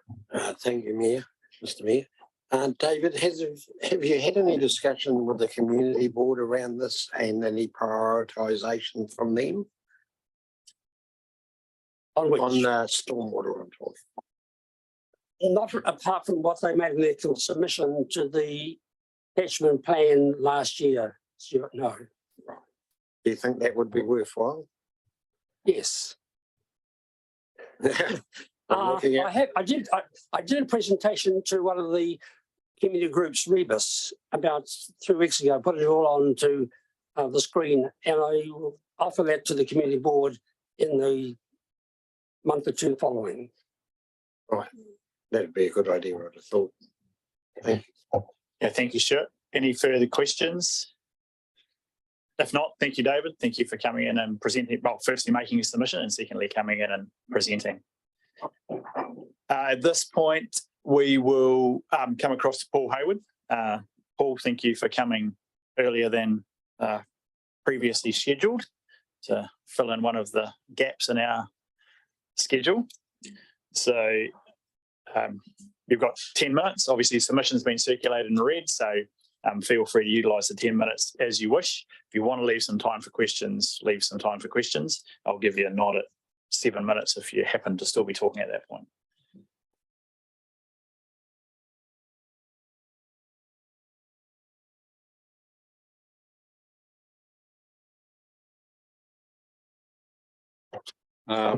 Yeah. So I'm not here as an individual. I'm representing the club in terms of a decision to support the build of the Motueka swimming, what we call it, the Motueka community swimming pool. I think we ought to in fact add the word complex. It is more than just a swimming pool. It in fact is providing facility from very toddlers right to in fact the very aged. It's a health facility as much in fact as swimming. And that is one of the key points in terms of this project. As you know, it's been sought by the committee for what, well over 20 years now. We felt that at this stage we needed to put our weight behind the project. As I've mentioned in my submission, certainly acknowledged the TDC support at this stage and the progress that has been made. Acknowledging that in fact you've paid for the feasibility study, but that was now over, just under 12 months ago. We have been a bit disappointed in terms of the progress. Understand that some of the resources have not been available, and therefore the delay. Understand that in fact that the opportunity for a better site is now being worked through, and I think that is just absolutely superb. And to allow more time for that to work through is totally understandable. I'm not aware of all of the detail, but I was involved in the feasibility study when it was conducted, and we did have a review with the team at the end of that, have some understanding in terms of the work has been done. And I don't think there's any question that in fact that there is that compared with a lot of other towns in New Zealand, that in fact Motueka is well behind. That it is now the most important project for the Motueka community. I'm always running into people that have got children that they're running across the pools here in Richmond and Nelson. The other thing that we decided to run the Ambrose Golf Tournament in terms of our first major fundraising, and we actually achieved just under 20,000 for the pool. They're not going to get that until we have commitment from the TDC that in fact the build is going to progress. But we started off very tentatively in terms of seeking prizes. We wanted to have a very good range of prizes for the players. And I've never done this before and gone seeking for sponsorship in the town. But after a while, the reception I got was so fantastic. They were eager to know what the hell was going on. They in fact want progress. And in fact, I came to enjoy the whole system. I went into just about every shop in Motueka. I wanted to make sure that we actually covered. So it became a pleasurable project in terms of seeking the sponsorship for prizes. And that gave me a very clear indication in terms of the support in Motueka. So that part we've put to one side. I think that the question now is progressing to the point of, in fact, a commitment and build. You do have the support. You have a lot of people that are prepared, both individually and companies, for support. And you've got the Lions and Rotary as well. I was very disappointed to learn of the notice of it only came out with the notification of the plan that in fact that you had deferred 3 million from the current period, which in fact is this year in 2024. Into the 10-year plan, which is 2025 on. Is there any chance of that, in fact, being reversed, Mr. Chairman? Because, in fact, at the moment, you've got a situation where I have been to the Motueka Community Board. I have pleaded with them to come to you people in terms of making this a priority project. And that really is what I want to reinforce today. That at this stage, understanding that you have, in fact, some very complex issues in terms of your resources and your funding. But I think Motueka deserves priority in terms of this project. And I know there's a time frame in that to progress, but without a clear objective and a priority setting, once more, we have a lot of years going by.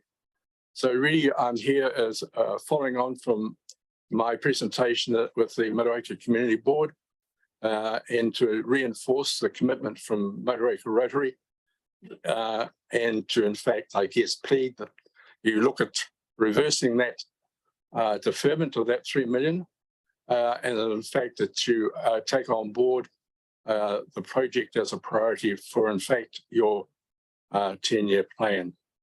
But I do wish to commend in terms of the attitude that you have taken in terms of making the project robust, that in fact it's going to be a long-serving project for Motueka Township, and that you in fact are now at the moment currently in the process of finding the best site possible.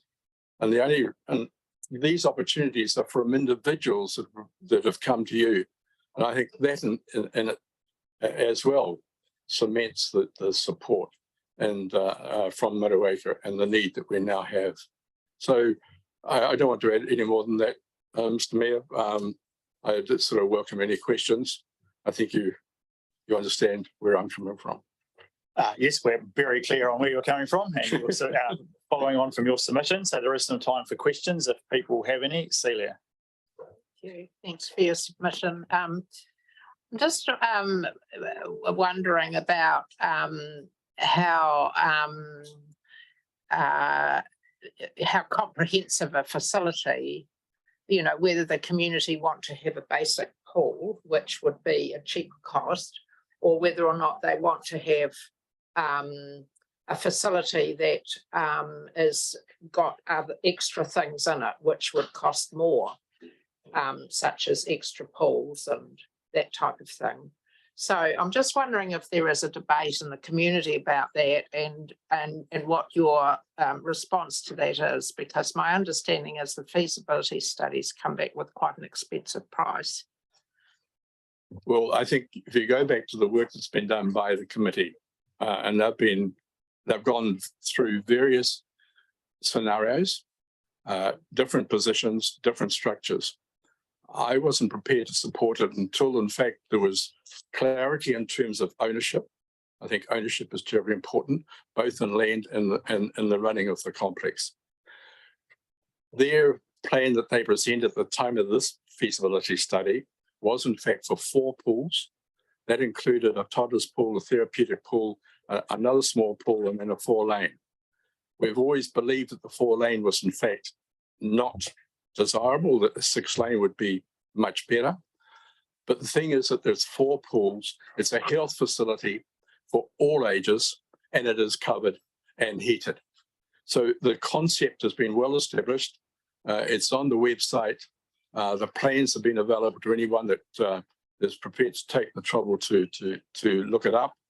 I haven't heard any comment in relation to, in fact, any different view on the fact that it is 4 pools. That's why I think we ought to include the word complex. It is as much a health facility as, in fact, just purely for swimming. I mean, training, education, and all that will be encompassed in it, of course. So I'm not aware of any dissent or, in fact, views expressed other than the fact of acceptance of what, in fact, has been planned by the committee now for it'd be 2 years, I think, at least. So I believe that the actual concept that's been spelled out is clear. It's not just swimming. It's not just 1 pool. It is 4, it is health, and it's undercover and heated. Okay, thank you. Are there any further questions? And I think with all these things, there's the inevitable conversation about the trade-off or the comparison between capital cost and operational cost and number of users, etc. So getting the right facility that's the maximum amount of use and hence the maximum number of people coming through, paying as well. That's a balance to be had. Simple little pool might cost less, but actually it also might cost you a fortune to run because it's not as attractive to as wide a group of people. So therein lies one of the many challenges. I felt the pool committee were very, again, cognizant of the fact of balancing between the minimum cost to, in fact, a realistic project. Their views was, in fact, the concept was basically the 4 pools, but there's no, it's not a recreational facility. It is, in fact, a pool complex facility. The cheapest form structure was, in fact, put forward. So, yes, they've been very conscious of the fact that they had to be balanced in terms of a cost. Okay, thank you, Paul. Thank you for coming in. Thanks for making yourself available a little earlier than scheduled. Appreciate that. Next up, we have, I think, on Zoom, Jane Pedersen from Abbeyfield Golden Bay. Can you hear us? Hello. Hello. I can Hello. hear you. Hello. I'm Jane Pedersen. G'day, Jane. So, hello. How are you? Good, thank you. You got 10 minutes. David Ogilvy is sitting here for support where necessary, he informs me, in terms of submission. But over to you to how you want to use that 10 minutes. I'll give you a nod at kind of 7 minutes if you're still speaking. You might need to raise your hand because I can't see your nod. Okay, I will raise my hand or interject, as the case may be. Maybe, yes. Thank you for this opportunity to speak to you. And I am here on behalf of Abbeyfield. I took over as the chairperson in Golden Bay only 12 months ago, or less than. One of the first things I noticed when we started looking at budgets was the rates demand, which I thought was pretty high for what we are. And then, of course, as I dig in a bit deeper, I find that we're being charged quite a bit for our wastewater levies.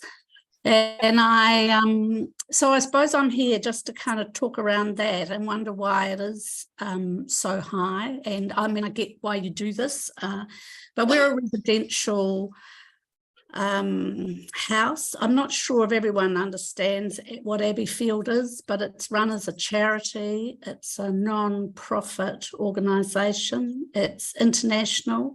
It's also obviously a number of houses are in New Zealand, 14 at this stage and 5 more being built. And the idea is that they all offer a lower cost accommodation option for older people, single people as a rule. And it offers social interaction because there's people together. It provides warm, safe housing. They all get 2 meals a day, plus breakfast is supplied to help themselves to it. And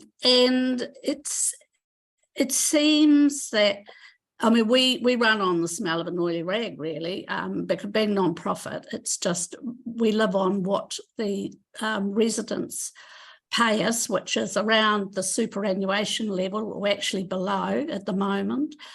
So we're just sort of wondering if there's any way that life could be made a bit easier around the PANS. Like in this day and age, we feel we need to be offering ensuite facilities for elderly people. That's why we have so many, but in actual, so many PANS, but in actual fact, we only have 11 residents and a housekeeper living on site. So that's why I'm sort of here, wondering if there's something that we can manage to, some way we can manage to mitigate this or get some assistance with the account, the bills or the rates.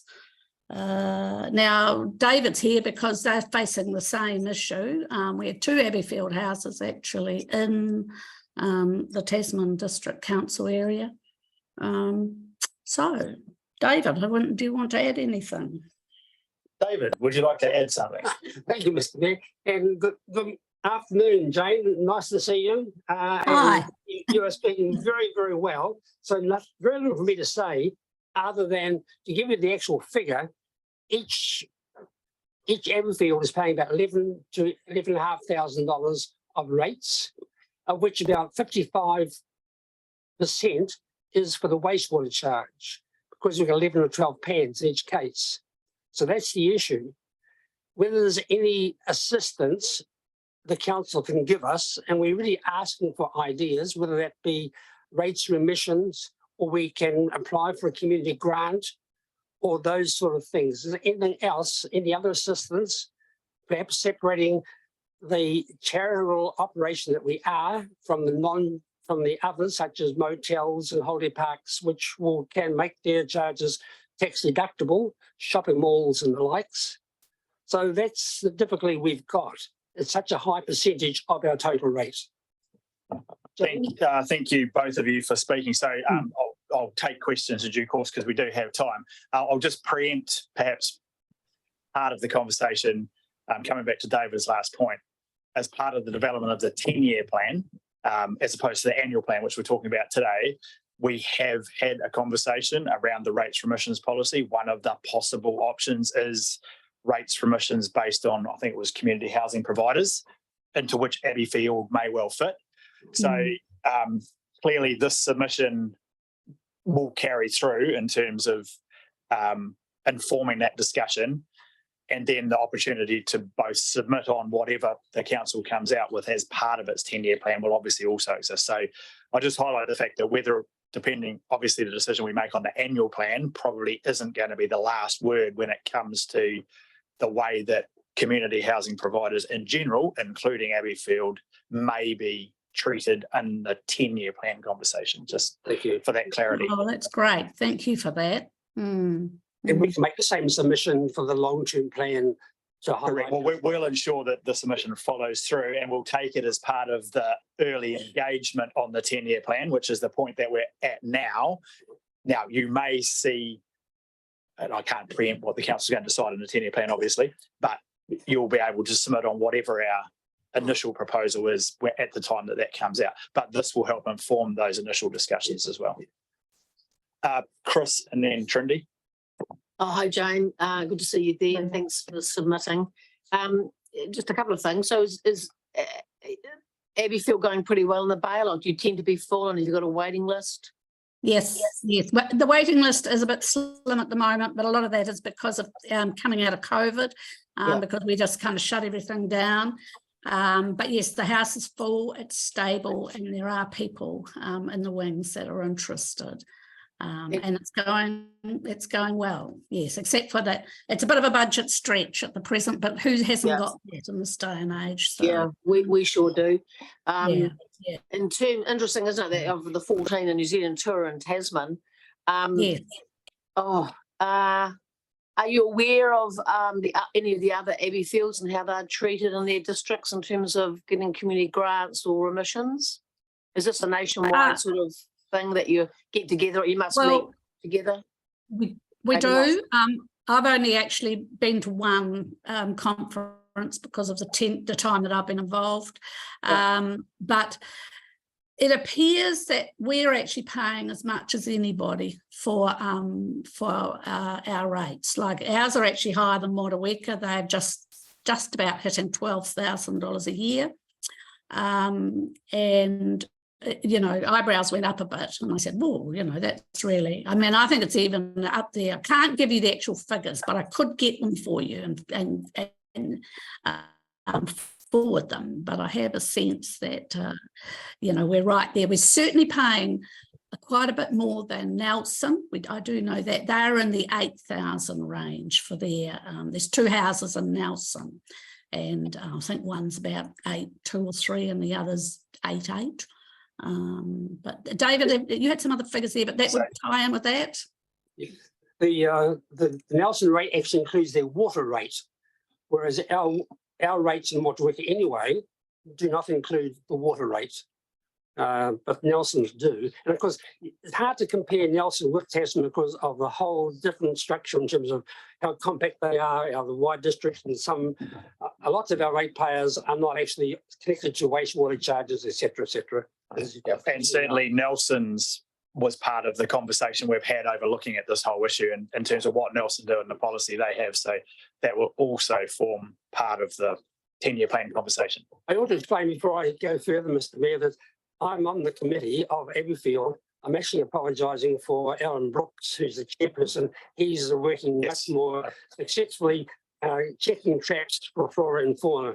I should have noted that rather than people assume you just hopped up to the table as David Ogle, the individual. So he is here representing Abbeyfield, Motueka. Trindy. Yeah, thank you. Through you, Tim. Jane, is Abbeyfield a registered CHIP? A registered charity? Yes, it is. Community housing provider. Are you a registered community housing provider? That's what CHIP stands for. Sorry. I think so, but to be quite honest, I'd need to check that out. I think from the past, it's I'd need to check that. I think it would be useful if you could and just provide us feedback to us, and also if you do have access to those other Abbeyfields and the various ways that their rates are charged by the locations that they're at, that would also be useful information. Okay. Yeah, that'd be lovely. Okay. Yep. Thank you. Cool. Thank you. Anything further?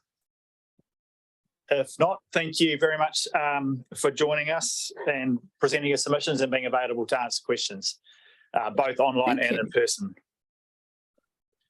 Thank you for the opportunity.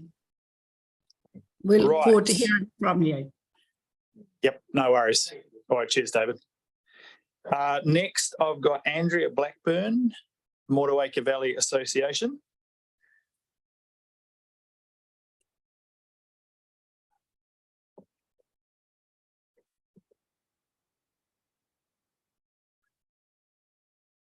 welcome.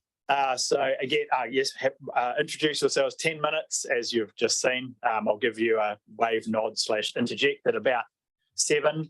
Your submission's been circulated, so it will have been read. So, highlight any areas of emphasis that you might like, and if you want to leave space for questions, feel free to do so. So, I'm Andrea, but as you can hear, I can't speak very well today. I have laryngitis. So, Pat's offered to read my speaking notes for me, but I can try to answer any questions if you can make any sense of the answers. Good as gold. All right, I'll put this on just as a, so just to be covered for you. No problem. Pat, over to you. Good. My name is Pat Shortley. I'm a long-term resident of Ngātamariki. And I also have a submission that I will be speaking to in due course, but initially I have Andrea's notes here. Andrea, as you know, is the chair of Motueka Valley Association. And yeah, thank you anyway for the opportunity to address the council. I want to focus on key issues we raise. I think the rest of the submission speaks for itself, but I would be happy to answer any questions. The key issue we would like TDC to give urgent attention to is a reduction in current road speed as you travel through the Ngātamariki village, and particularly in proximity to Ngātamariki School, and for obvious safety reasons. We have the support of the school, obviously, and both the staff, the parents and the Board of Trustees. And we've brought along a petition which has got close to 70 signatures from other residents of the valley and people with family connections to it. Just as a side note, I note that it's actually Road Safety Week as well this week. The school on the corner of Green Hill Road and Motueka Valley, and for those of you who aren't familiar, there is a map here, but I'm sure you can access that.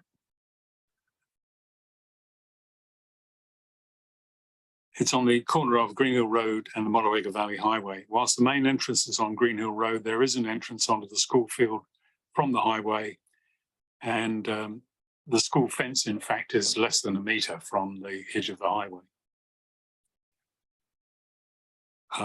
Balls, frisbees, etc. often go over the fence onto the highway, which means that someone has to retrieve them. It's obvious that there are safety hazards there. The current speed limit on this stretch of road is 100 kilometres an hour. There's inadequate space along the side of the road to walk safely. There's a straight beside the school that's often used for overtaking. And for those of you who aren't familiar with the Motueka Valley, there are few places where you can overtake. And so a short straight is a very attractive option, and people plant their feet fairly heavily at that point. So it's not at all uncommon, and this is purely from my observation over 30 years. Traffic speed along that stretch of road often exceeds 100 kilometres an hour. And often there are overtaking vehicles on it too, which means that basically their attention is on getting past whatever it is that's obstructing there, and they're not focused on pedestrians or whatever else. The cycle trail will also, has also already increased bike traffic along that section of the road. And of course, although it will eventually be off to the side, there's still a need for people to get backwards and forwards across the road. There's cafes, there's various other bits and pieces there. So we need to be mindful of those things. There's a school bus stop directly opposite the school on the river side of the, and that's for the high school kids. The local rural fire station exits almost on the school boundary virtually. And there's also a community hall up there, a community room, should I say. The community hall, in fact, is the memorial hall, is further down the valley. There's a lot of local traffic joining and or leaving the highway at that point. You've got Greenhill Road, you've got Peninsula Road and Waifaro Road, all of which actually feed in to the highway at that point. The school grounds and the swimming pool are well used by the wider community outside of school hours.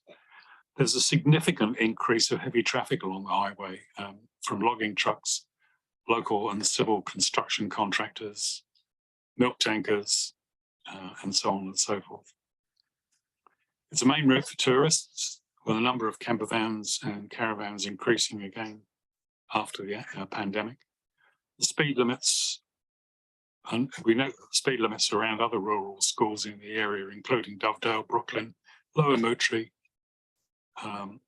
have benefited from school safety signage and all have reduced road speeds.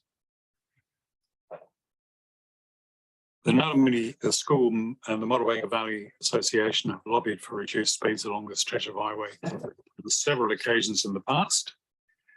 And there's lots of support from the community and visitors. As mentioned, we've got a petition.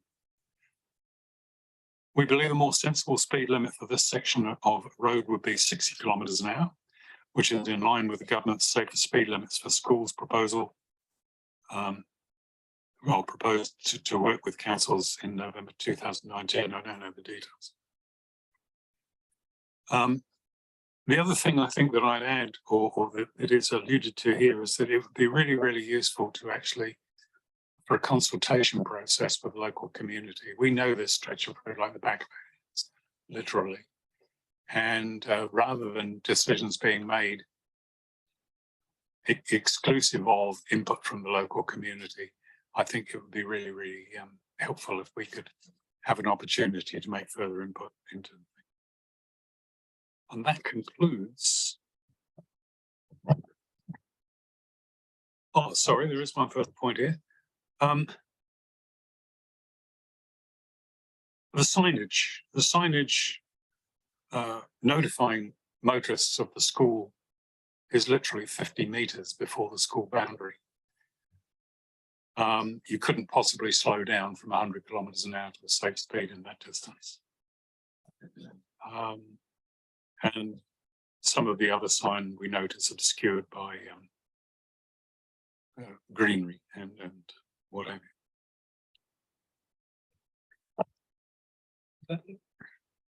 Okay, so thank you. Thank you, and thank you for coming to assist the reading out of that submission. Are there any questions in relation to the submission? Stuart. Thank you, Tim. Just Patrick, in relation to this has been ongoing for some time now. I take it, and you did allude to you've made submissions previously, but have you talked to, we now have a road safety coordinator? Have you talked to them or made any submission to them? To be really honest with you, I think we're kind of reacting a little to the opportunity to actually address council. And I don't know whether, I can't say whether or not there has been any outreach by, I know that there has been in the past, but in this particular instance, I don't know whether there's been any specific outreach to the road safety coordinator. Yeah, and what me and Tim was just asking about was going to be my next question. There is a proposal to have the speeds lowered outside all schools, but I understand that's another, could be up to another 2 years to do that across the country. Obviously, we need to give these schools, whether it's 100K, a higher priority in my mind anyways, but we've got to go through a process to get to be able to pilot.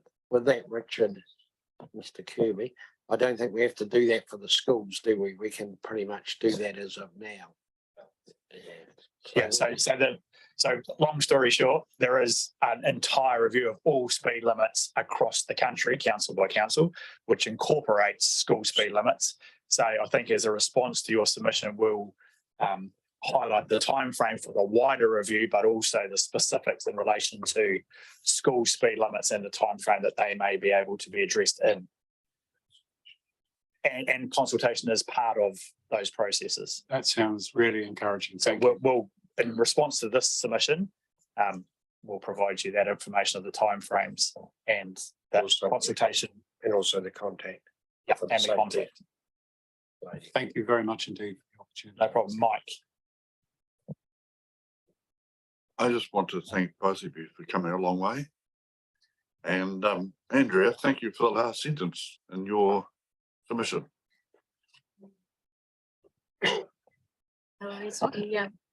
We appreciate the ability to interact. It's, it's really important. So thank you. Thank for you. bearing with us. Oh, no, you're more than welcome. You haven't even exceeded your, Dan, sorry. Yeah, thanks for that. Obviously that's pretty scary, just listening to that, but have there been actually any serious accidents that stretch of road? There was one fatal accident just to the south some years ago, a motorcyclist. But no, in fact, accidents are relatively rare, but nobody can walk to school. No, I'm amazed there hasn't been an accident. Yeah. So everyone has to actually arrive by car or bus. Yeah, cool. Thanks. We even have children that live within 100 meters that can't walk to school. Yeah. So I wouldn't say they either have to jump on the bus or someone has to drop them off. It also quite often means there's kids left after school that have to play for an hour or so until parents can pick them up because it's just not safe for them. Yeah, I totally understand. Yeah, thank you. Okay, thank you very much. Thank you both for coming in and for speaking to your submission and being available to answer questions. Pat, you can remain in your seat because I think you're up next with your individual submission. So I will move straight on to that. Thank you once again. And I'm not entirely sure that this is an appropriate forum for this particular submission because it doesn't relate directly to the annual plan. But it's the first again, we're kind of reacting to the fact that there's an opportunity to talk to you all. So please forgive me if this is slightly less than appropriate. I'm on the committee which has day-to-day management responsibility for the Ngātamotu Recreational Reserve. I also actually sold 2 of the 3 parcels of land to council to make the reserve. So I have a particularly strong vested interest, if you like, in seeing the recreational reserve remain precisely that. My objectives in coming today are fairly straightforward.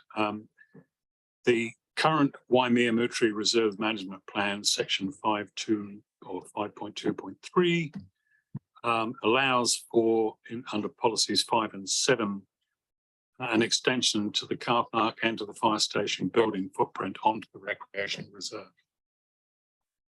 And I'd like to see those provisions revoked. Fire station, in my view, is not an entirely compatible use for a recreational facility. And there are other factors which I'll come to in due course. I also want to stress again my belief in the need for active engagement and consultation with local communities. And I'm absolutely aware of the fact that almost all of you would share that point of view. But unfortunately, things do tend to sort of slide under the radar sometimes. And that has been the case with both of these 2 proposals, neither of which actually were the reserve committee weren't advised of either of them before they were written into the final plan. Nor, in fact, were the reserve committee advised of the fact that the building that they on the reserve, which houses both the fire station and the community rooms, was leased to FENS. We didn't know that. We didn't know until after the lease had been signed. So really all I'm doing is just putting a plug in here to say, please, if you can, just reinforce the message that we would like to know before stuff gets set in concrete. Policy item 5 in the plan, in the the reserves management plan allows for an extension of the car park into the western land parcel. And I should explain, although there are 3 parcels of land, they were all acquired at separate times. The first 2, A and B, I think they're marked on the are the easternmost sections, and they are gazetted as recreational reserve. Section C, which was the last to be acquired, is still held fee simple, and that allows for proposals such as the one that's come up in Policy Area 5, which is an extension of the car park into the western parcel of land. And I believe it's quite unnecessary. There's a permanently unlocked gate between the existing car park and the reserve to the west, which is more than 2 acres of firm mowed pasture, and it's entirely suitable for parking. In fact, it's used regularly as a car park, particularly during the Ngātamariki Festival. It's the main car park. So I don't believe that that there is a need for the car park, the paved area of car park, to be extended. There's ample parking there. However, if the next item, which is always number 7 in the plan, comes about, which is an extension of the actual fire station building itself by a further up to 120 square metres, which would effectively double the size of the existing fire station, then obviously the car park will also need to be extended to cover that new building. And that would almost certainly involve a more than doubling of the area of sealed car park and a loss of recreation space. The Ngātamariki Fire Station is a relatively new and purpose-built facility that, in addition to housing the 2 locally allocated emergency service vehicles and their associated equipment, provides a communication and operations and training base for emergency service personnel. FENS also have priority access to the adjoining community rooms, which include kitchen facilities, toilets, and a good meeting space. The westernmost area of a little more than 1 hectare was the last to be acquired. Oh, sorry, I've already covered this off, so I will skip. I do understand that the reason that it now, when I sold the land to the council, my dealings with the community services manager, who was Lloyd Kennedy at that time, gave me a firm assurance that basically it would be added to the reserve and be gazetted. And I believe that that's still the council's intention. But I would be really, really grateful if there was some way that could be reaffirmed and prominently noted, just to avoid any further temptation, shall we say, to encroach on that recreational space. And just as a general conclusion, I don't personally believe that there is a need for doubling the current fire station building. Obviously, response times can be critical in determining the outcome of an emergency, and a fire station at Ngātamariki is not well placed for rapid response. Access to a large part of the western part of the Motueka Valley is difficult. There are 3 bridges that cross the Motueka River between Motueka itself and Tapawera. Only 2 of them are passable by an 11-ton fire engine. The one at Ngātamariki is not. It has a weight limit of 3,500 kilograms. So they can't get to the west bank of the river without driving either 8 kilometres to the north or 12 kilometres to the south to cross one of those 2 bridges. Even though, you know, the actual Peninsula Bridge is literally a few hundred metres from the fire station. Yeah. So, I mean, just literally to conclude, it would seem logical to me that if an additional facility is needed to house more emergency service assets, it would make sense to either put it on the west bank or closer to one of those 2 bridges so that they can access them quickly. And that pretty much concludes what I had to say, and thank you very much for your time and patience. No problem. Thank you very much. Mike. Thanks, Patrick, once again. Thanks for coming a long way. Is the hall attached to the fire brigade FENS? Is that also a civil defence area, collection point? It's recently been now Civil Defence have recently written to the community to the Recreational Reserve Committee asking that it be available to them in the event of a major civil defence emergency, so either a flood or earthquake or whatever. But I don't think, I mean, apart from this, there is an understanding that basically it would be made available to civil defence. There's also an understanding within the community that the community would actually look after its own using that facility in the event of an emergency. There is a signed MOU with civil defence. Oh, thank you. I've just been told that there is a signed memorandum of that understanding with civil defence. So yes. So this is a very important community building for the Motueka Valley residents. Well, it's a near new purpose-built facility. It has excellent facilities. It's small, but it's very well equipped and well placed, and it's well used as well. It's Yes, it is. It's all of the above. Are there any further questions? If not, thank you for coming and thank you for supporting the previous submission and for making your own submission. Right, at this point, just for council staff, so we've now got a bit of a gap between now and 1:30 when the next submitter is scheduled. So obviously extended time for snacking. However, before that, out of the submissions that you've heard today, or actually in terms of any submissions that you may have read either later today or tomorrow, so this is not a deliberation session. I'm not looking for your opinion on the pluses or minuses or the merits or otherwise of any of the submissions.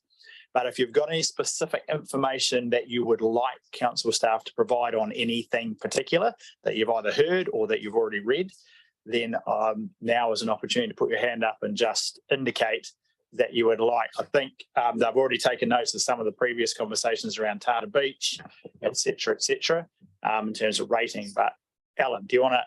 I'll just give you my list from this morning. So yes, so the stormwater rating issue at Tata Beach, Liger Bay, Roto Thai spent weed spraying, the animal control compliance provision in Golden Bay, UAG sea level, Motueka North Stormwater Plans Program, and speed limits management plan, and how soon we can get to speed limits around schools, particularly those at 100 k's. Did you mention Chris, then Stuart, then Just about the Abbey Fields, I know that we're going to address it in the LTP, hopefully, but just something about that we will, or that it's on the, I'm just interested in, what's possible, I suppose, and I guess I could just wait till then, but it has been raised here. Yeah, so I think there's a number of things that we may well go back and say, look, thanks for your submission. We can't address it through the annual plan. It will be counted as a part of the early engagement for the 10-year plan because that's where it's most likely to be addressed. So, yeah, I think that point's noted. Stuart, then Trindy. So just quickly, Alan, river rates, did you say them in your list? Sorry. Sorry, I didn't. I kind of already had them in scope. So that's a specific before this morning, but yeah, anything like that, happy for you to raise, and hopefully. There's a number of specific requests which will just be picked up because they're specific requests. River rates is an obvious one. There's a number of other things that are kind of a bit more grey, and I think that's where we're just looking for indications of where you might want a bit more information to inform our ultimate decision. Trindy. Yeah, it's probably not necessarily part of the annual plan, but it is around the speed limit outside Ngaramoti School. When you look at what was put out in the media yesterday, could I have some clarification as to how Motueka's High Street came into it and not Ngaramoti? Or Wakakitahi. So, however, look, I think that I get the school thing. So I think the undertaking from that conversation is that we will get back to them ASAP. We don't have to wait for annual plan submissions because actually it's not part of the annual plan. We can just get back to them on the process, the time frame, and where schools fall. And if we can bring that particular consideration forward, then that's what I'd expect that we'll be able to do. Joe, and then Brent.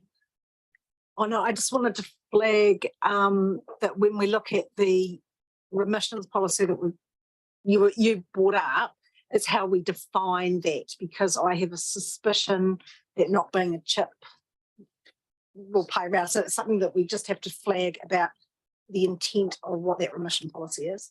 Absolutely. I think, yeah, noted that they may or may not fall into and I think when we discussed it the other day in that workshop, that the definition of who might be eligible for that remission, should we provide it, needs to be broad enough to enable people like Abbeyfield to fall into it, and not so broad that we end up with Tom, Dick and Harry trying to rort it for their private rental kind of outfit. So point noted. Brent. Thanks, Tim. Without getting frowned at by the chair of the Community Grants Committee, I'm interested in some of the presentations for under $10,000 worth of a couple, whether this could be some pre-work done and preempting that as a community grant rather than an annual plan cost. Quite often, our response to the annual plan is referred to community grants. In regards to one particular of the submissions that this morning that you may be thinking of, but the other one, I think there's a number of other conversations that we can have with other potential supporters, which I think are actually probably already happening post that submission, to provide options that may not require us to make an annual plan decision, but we can support or fund through a different mechanism. So yeah, that'll be explored as well. Anything else before we break? So obviously feel free to, Chris. Are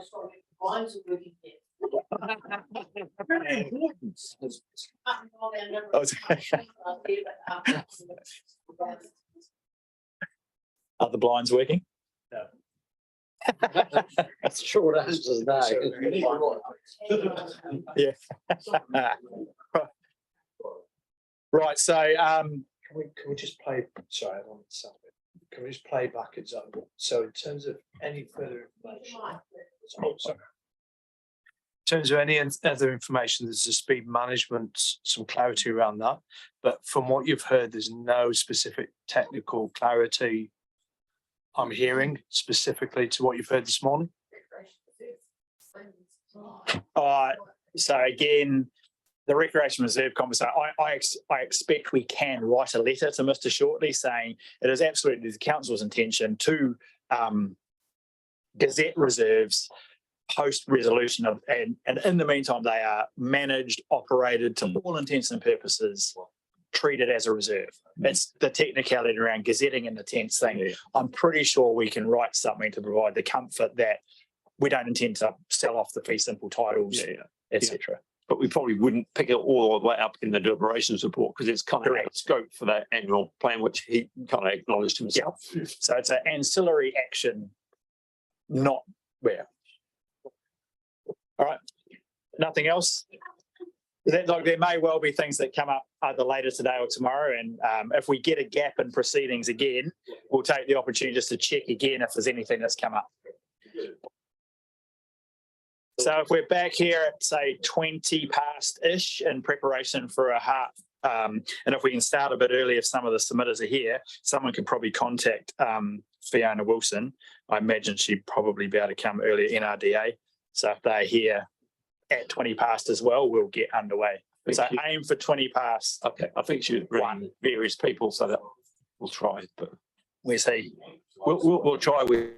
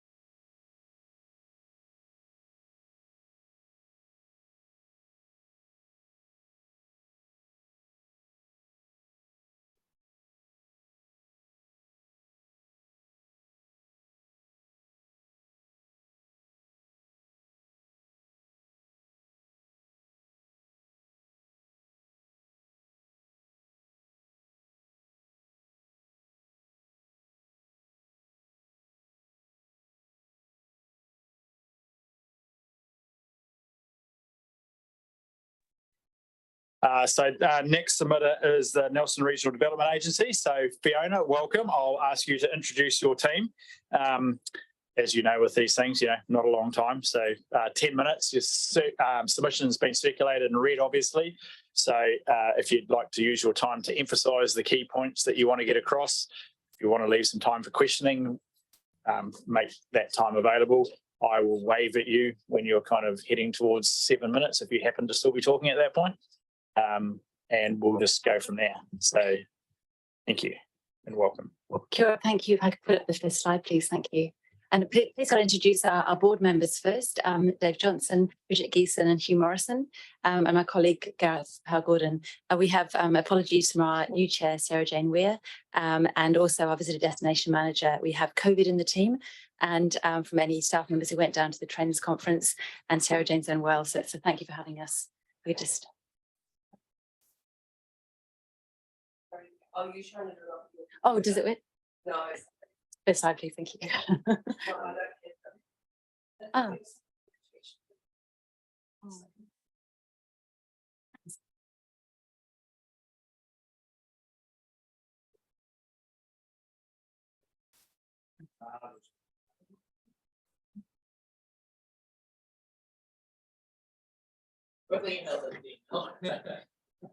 I just pause a moment.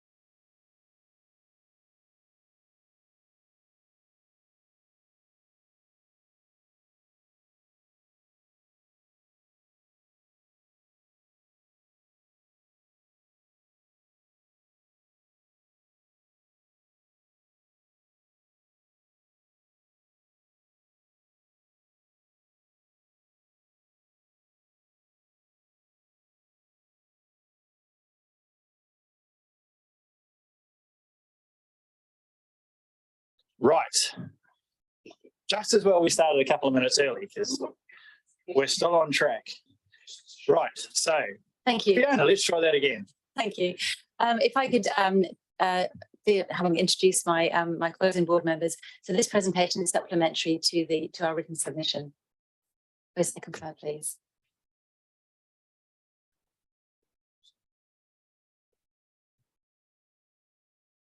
Thank you.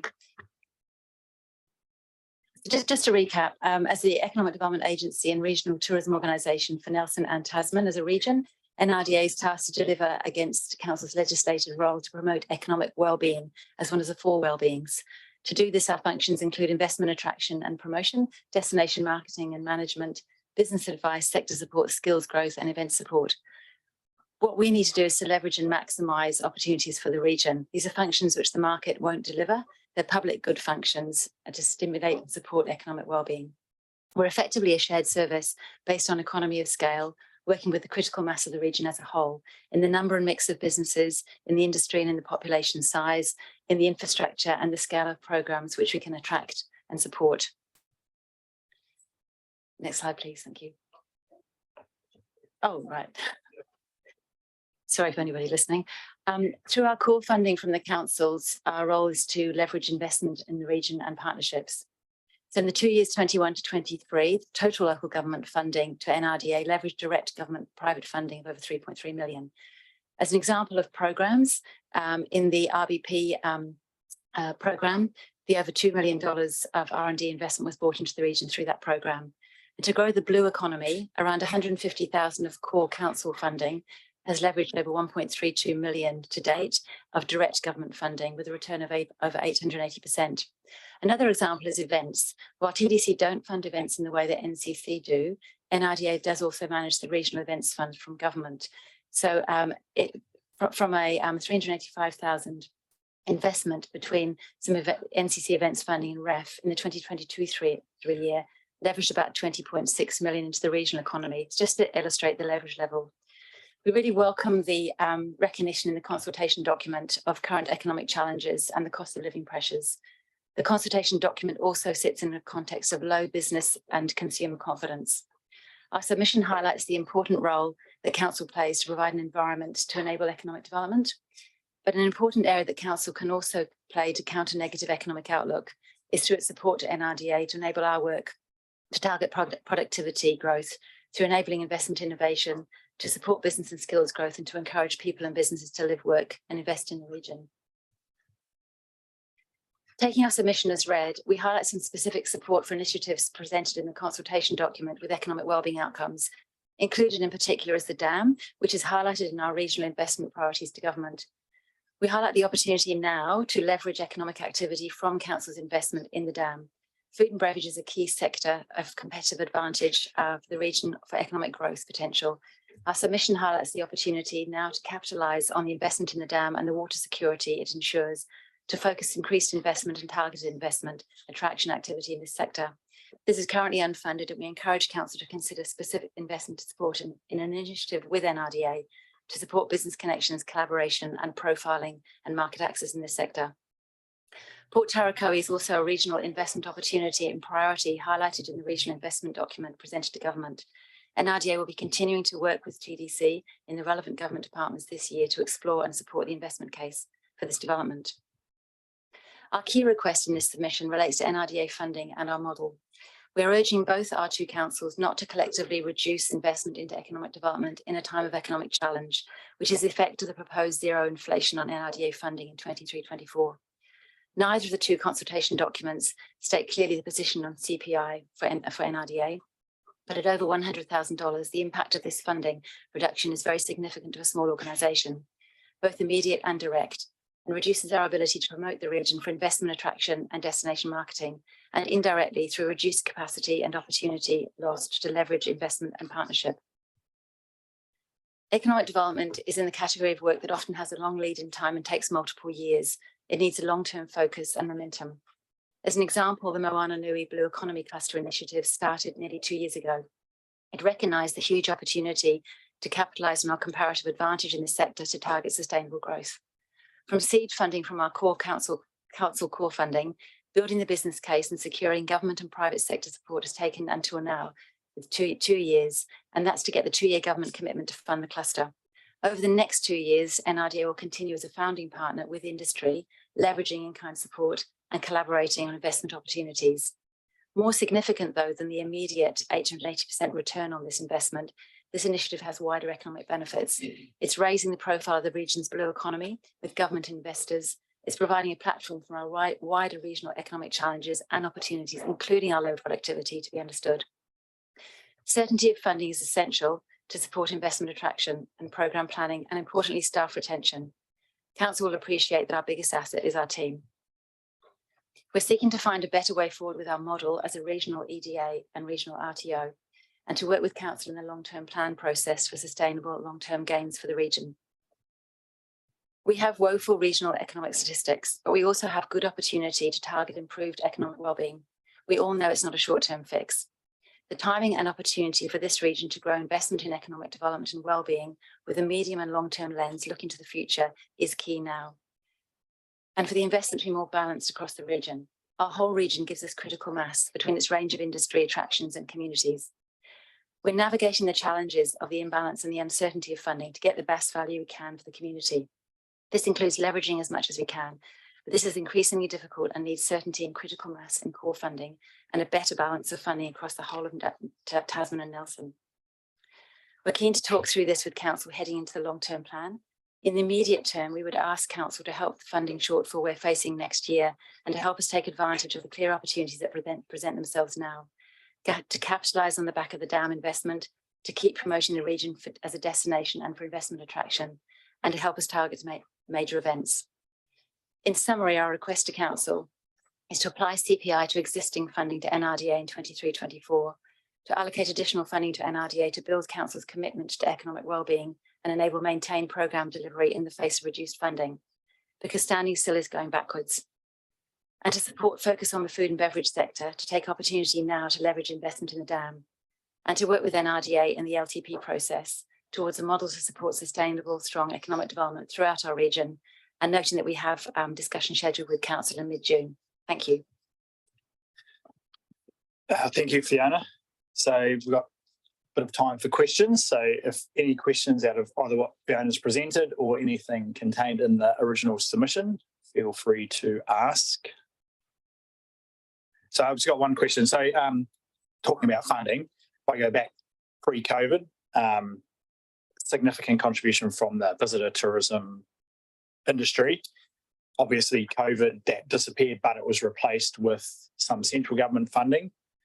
What's the future? Obviously, as an industry that's recovering / in recovery / will recover, one hopes.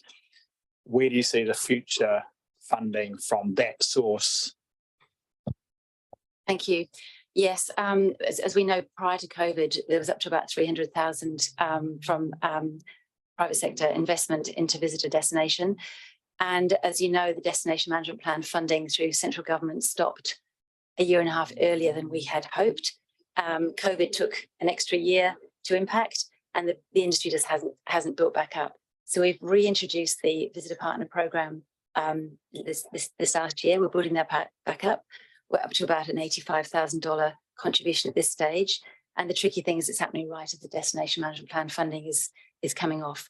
So we're keeping working on that, keeping showing value to our partners, that we absolutely appreciate that contribution and demonstrating that. But we do need our core funding to make sure we can to be good partners and to leverage that. So we're building that back up. Confidence to get back to that pre-COVID level would take us a little while, and but we really need to leverage that. And things like the theme journeys map, which you'll see. So that's part funded by industry, part funded by the Destination Management Plan funding. Yeah, thank you, Fiona. Any other questions? Kit? I see you mentioned Port Tarakoe there, and I think that's always an area of concern to me. And I think this year we're putting in something like 6 million. What do you anticipate you'll be able to help us with in terms of government going forward? Because we put in our share. Really, we just keep working with government at the opportunities. We keep trying to find a different way to come in at that. Essentially, it's getting them to recognise the 6 million when we do get partnership funding for that, to recognise that $6 million in that, as opposed to not recognising pre-necessarily committed earlier funding. That's a key thing. The other key is to take it at stages and keep pushing for the case of it. It was approved once under PGF, we know that. Obviously, the criteria for the current funding probably don't fit. The form of the investment in terms of loans or equity aren't working. We just need to keep lobbying and advocating for that with you. So I would add to that, I think also we need to make sure we're presenting the industry voice strongly in that as part of that. We know the economic impact work was done by council. We know the business case was there. The government accepts the business case, but we need to keep industry's voice front and central of that as well. Look forward to the assistance. On the lines of which I met with Ned Wells and Gary Hooper last week to have another go at seeing if we can leverage the money we've already spent without us having to come up with more, to see if we can extract some relatively minor funding that actually achieves quite a lot from central government, and the potential to utilise this little period between the upcoming national event that they're all very keen to win may provide some opportunity. And I would add, so councillors may have received the investment priority document, which has just been renewed for this year. Port Tarakoe is right up there as a priority. So whenever we're talking to government and the document there and the ministers or MP, anybody coming in, we're presenting that case to them, and we'll just keep trying to find a different way to try and make it fit. Crikey, Max. Oh, I don't know. Right, thank you. If there's nothing further, thanks very much. Thanks for coming in and presenting your submission. Right, next up, Mary O'Brien. Mary, you're on Zoom. So hopefully you can hear me. I can indeed. Thank you very much. Right, thank you. So again, 10 minutes. I will interject or butt in if you get to about 7 or 8.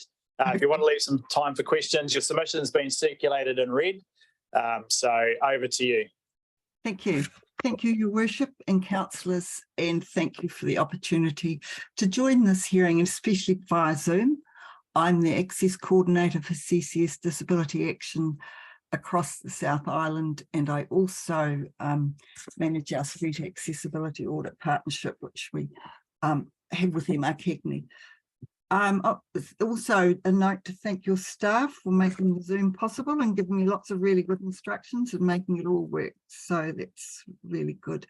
CCS Disability Action has a strong advocacy arm to improve access for disabled people for the community. In Nelson, around a quarter of the population will be disabled, and that strong disability is strongly associated with age. So you're going to have a community that's aging and growing and needing to be able to access the community and also wanting to age in place. Any activities that the council takes to improve the lives of disabled people benefits the whole community. And I just want to talk about 2 or 3 little things, some of which weren't in my submission, but I've since thought we should raise. The note about the parks and gardens and deferring or not upgrading the seating and other assets in the gardens, we think this is a really retrograde step. Disabled people, like all people, benefit from access to green space. However, we know that they often access issues prevent them from doing so. And seating is a really important thing for somebody who's got low energy levels or poor mobility and those sorts of things. So if you follow through on that, we think that you will have a lot of unintended consequences regarding reduced community participation. And access to places that are free in these current economic times are really, really important. So I suggest that if you, first of all, we'd like you not to do it. Should you proceed with it, then I do think that you need to consult with disabled people and find out the places that people like to go in your local parks and gardens, what's working well and what's not working well, and then prioritise the important ones. Regarding public transport, we support the introduction of the new public transport routes. We think this is really important from a lot of reasons. Obviously from reducing vehicle kilometres travelled and reducing emissions, that's really important. However, we know that you can increase your patronage on your buses if they're accessible. Disabled people overall find it very difficult to use public transport for lots of reasons. Price is one, accessibility across the whole journey is another. For example, difficulty finding timetable information and accessible footpaths, bus shelters, a lot of issues on the bus with information around arrival times and things like that for people who are deaf, and then often those issues are repeated at the other end of the journey.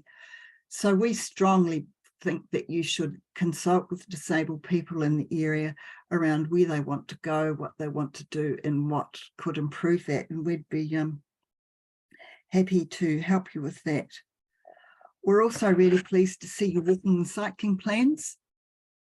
We believe that's really important for the whole community, particularly for increased physical activity and mode shift. And once again, it's disabled people who are unable to access the community because of the state of the footpaths. That is a key thing. And it comes down to the little things that generally we take for granted, like lack of curb cuts, steep crosswalk, no crossings, no footpaths, all of those things. It's quite broad. So the challenge there for the council is to work out where the issues are and which to fix first. So you would have seen the flyer that we included with our submission around the Accessible Streets audit. We recommend that you commit a small portion of those walking and cycling projects to a street accessibility audit. we do that in really basically tailor that to the council, but overall it's an on-site assessment of the footpaths. Then we would give you a prioritised list of recommendations for repairs and upgrades. Basically, it comes in two broad groups. The areas that you've got strong safety risks that need to be improved, and then other areas that should be improved as you go through your maintenance program. A lot of councils do these and work through the improvements over years. And I suppose really to underpin all that, disabled people take less trips, more arduous trips, and are more likely to forgo trips. And that is across the whole thing, across public transport, across walking and cycling. So we would like you to support you with those things, and particularly with the street accessibility audit. It's a very prudent way to use your transport investment, because you know you're going to get outcomes, good outcomes for people. So that's all I have to say. Thank you. Thank you very much, Mary. So we've got some time for questions. Celia.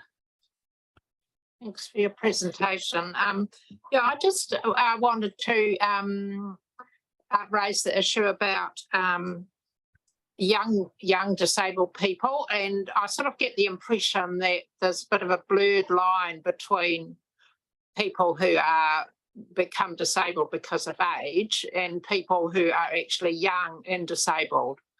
And I'm just wondering, the young disabled a little bit invisible in all of this, because things tend to kind of revert to people who are older. So do you distinguish in your services and your work and give special emphasis and resources to young disabled people? Because I know that sometimes the design of houses and flats and stuff like that is important for them, and I'm not referring to the aged disabled.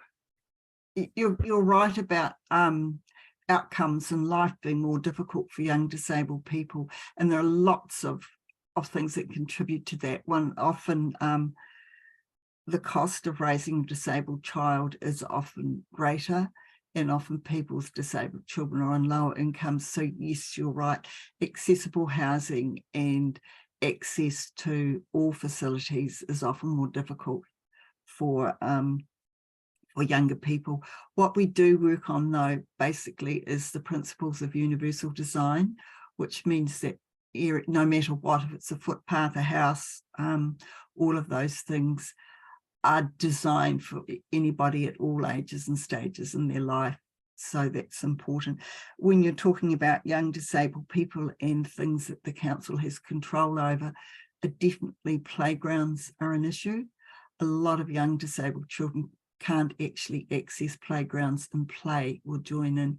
And often they're due to really basic things like the use of bark underneath swings and things like that. People just can't get in and walk on them, or you can't get in with your wheelchair, those sorts of things. So yes, you're right, they have a very challenging life. Yeah, thank you for asking. Thank you. Any further questions? If not, thank you very much, Mary. Thank you for your submission, and thank you for being available on Zoom to speak to it and answer those questions. Thank you. Thank you for the opportunity. Right, next up we have Randolph Waller.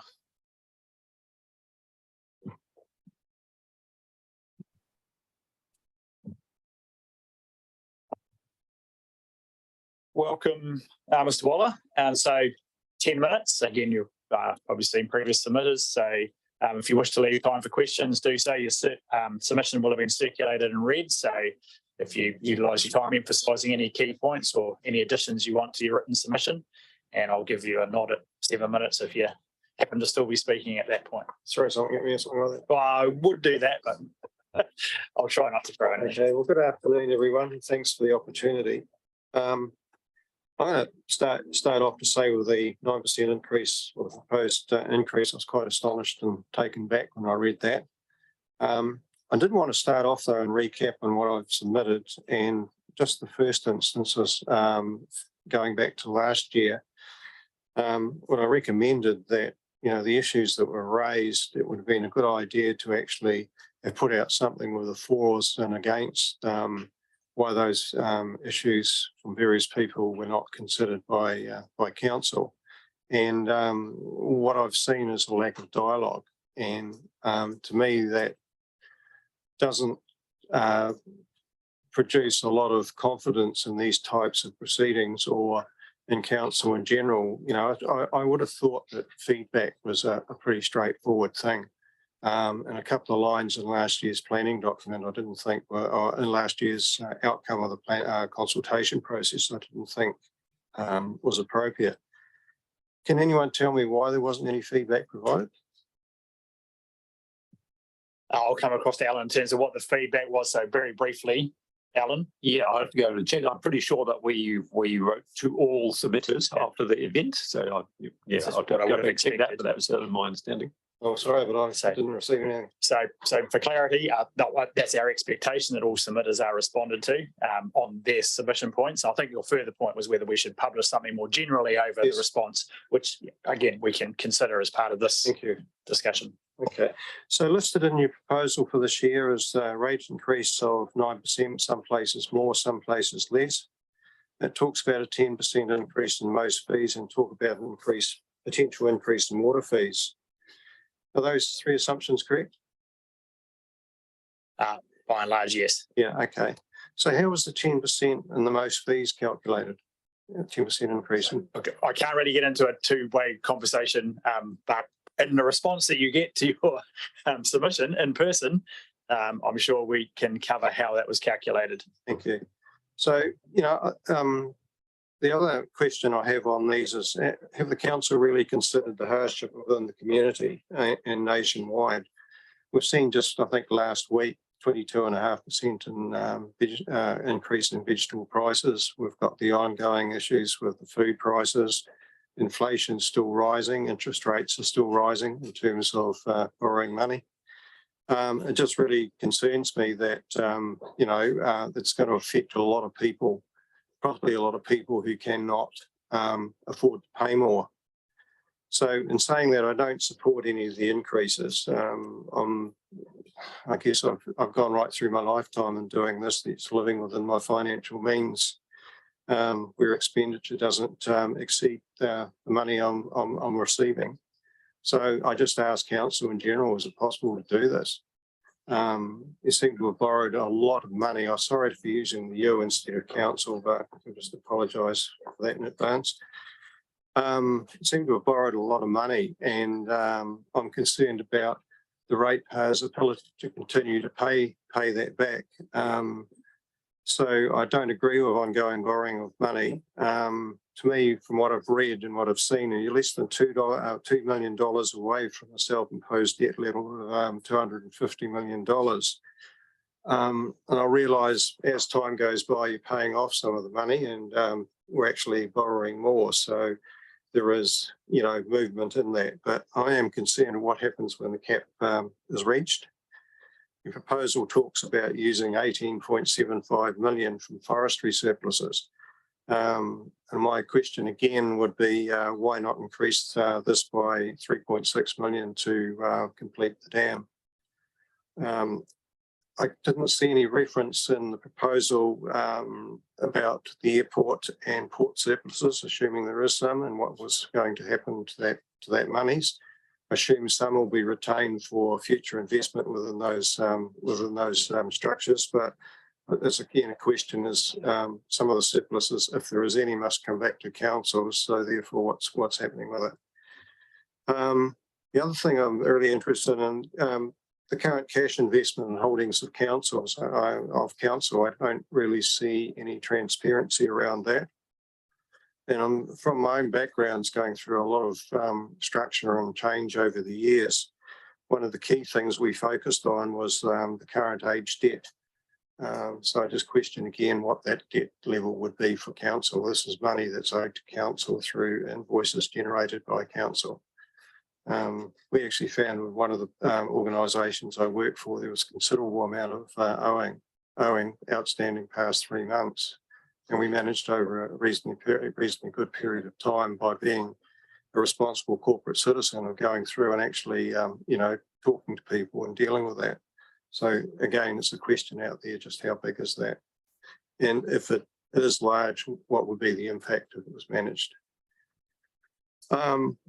We talked about a new TDC building, and again, I asked the question is, if you've got about a $2 million gap in your self-imposed debt level of 250 million, where's the money coming from? Cycleways, possibly from last year's presentation, you'll see that I'm not overly a fan of using ratepayer money to support this. I think a new funding model is required for cycleway expansion. I've said in my submissions that they have become popular, and they likely bring tourism to our region. And there's also the ongoing health and welfare aspects of getting out in the fresh air and exercising. And I agree with expanding the cycleway network. What I don't agree is for every ratepayer they have to pay for that. As I understand it, the government funding is provided and council is required to match this. Council borrows the money to match the funding and the ratepayer pays the loan back via rate payments. Is that a sort of a general assessment of it? Sometimes, although the recent cycleway funding is entirely government funded and we don't have to make a contribution to most of those funds. Okay, so I do notice this year that there is a proposal to put some funding in as there was last year. I suggest a good portion of the rate paying public don't actually use the network of cycleways that they're paying for. And a lot of these people have an interest other than cycling. We can't pop down to the council or go to our local MP and ask for a handout to cover our club subs or fishing licence or hunting licence, for example. And we likely don't expect one either. So I'm recommending a more user pay approach to cycleway funding be introduced, and simply put, that's government funding is provided, interested cycling groups required to match the funding, and council role is limited to consultation on plans and ongoing upkeep post completion, and no capital investment. So just to note, you're at 8 minutes. Thank you. I'll keep going as quickly as I can. I put some information in my proposal about road rule information and updates via Newsline that I'd like to see. The 10-year plan, my recommendations is around a flyover at the intersection of Queen Street and Gladstone Road, with provisions for traffic going back and forth from Queen Street, Gladstone Road and Lower Queen Street going north and south. I'd like to see a pedestrian crossing on Gladstone Road between King Street and Waimea Village. Alternatively, an underpass via the creek culvert just south of the Waimea Village. I've detailed it in my recommendations. I'd suggest a further evaluation of Queen Street. And again, I think it's important to raise the dam. I did mention last year about getting the audit office involved to do a review of the dam. I just thought the understanding why this project has not gone well would be a key aspect of mitigating future risks within our planning, but it just seems to be quite silent on that. I've mentioned your governance roles and what I think you're in, the role that council has in putting together such plans as this. And, for a moment, I don't want to take away any of the good work that you are doing. But I do think consensus of the ratepayers who you ultimately represent should be considered. And I don't believe that just submissions is the way to go. Okay. I have suggested a cost-effective way of doing that, and I ask you to please consider it. And I doubt everyone expects their own ways when they come to these types of things, but I'd like to be heard, and I'd also like to see that feedback is provided to the community for and against. Okay. Okay, thank you.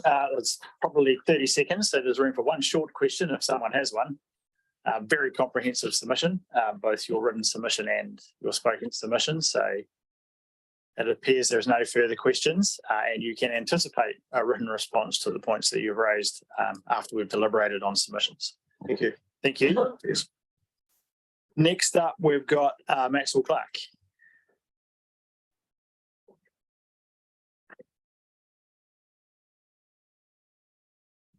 Welcome, Maxwell. I think you probably know the drill. I'm a bit new to this. This is the Gore Council, isn't it? Funny you should mention that. I will give you a nod at 8 minutes max, should you still be talking at that point. Thank you very much. Good afternoon, councillors, mayor, staff. This is a submission on behalf of Shona McBride and myself, Maxwell Clark. I'm concerned about the 9.06% rate increase. I believe that the ratepayers, households and businesses are experiencing excessive price increases at present, the high food costs, the high fuel costs, inflation and higher interest charged.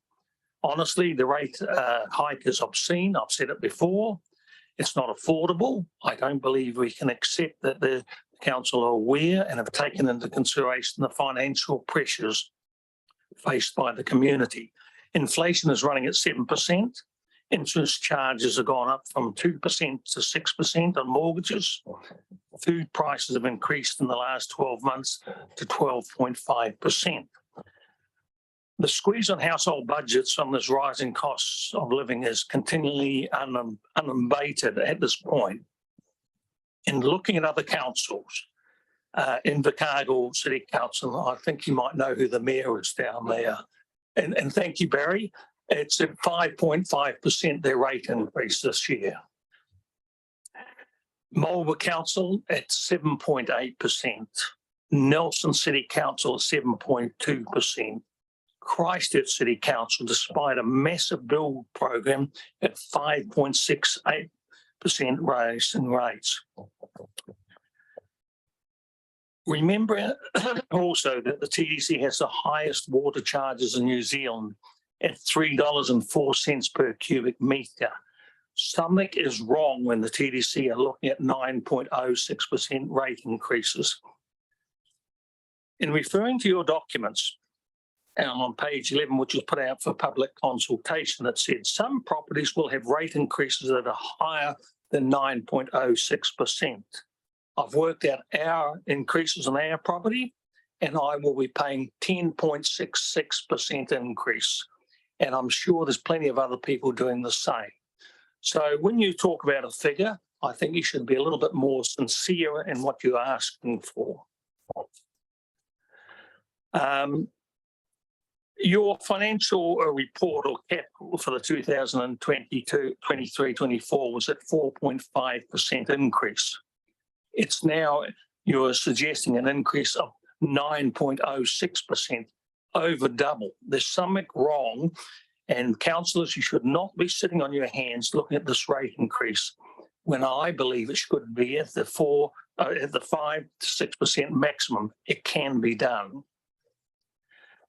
Mayor King and the CEO in the consultation document said we are very aware of the current pressures on the community. Being aware of something is very different to actually reducing the financial impact of a 9.06% rate increase on the community.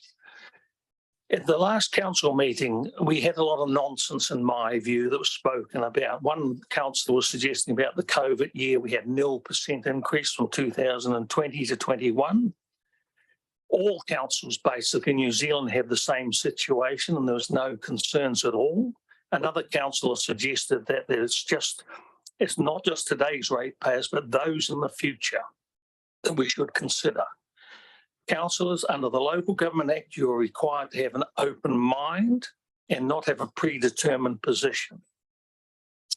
Councillors, you need to take a realistic approach in setting these rates next year. You should be focusing your minds on the here and the now situation and the financial hardship members of the public are experiencing at present. The majority of ratepayers in Tasman District Councils with young families and children, their mortgage face an increase of $150 per week with the increase in the interest charged to their previous amounts. Almost 1/3 of Tasman ratepayers are in the superannuation group on fixed incomes. Their recent government pension increased by $25 per fortnight.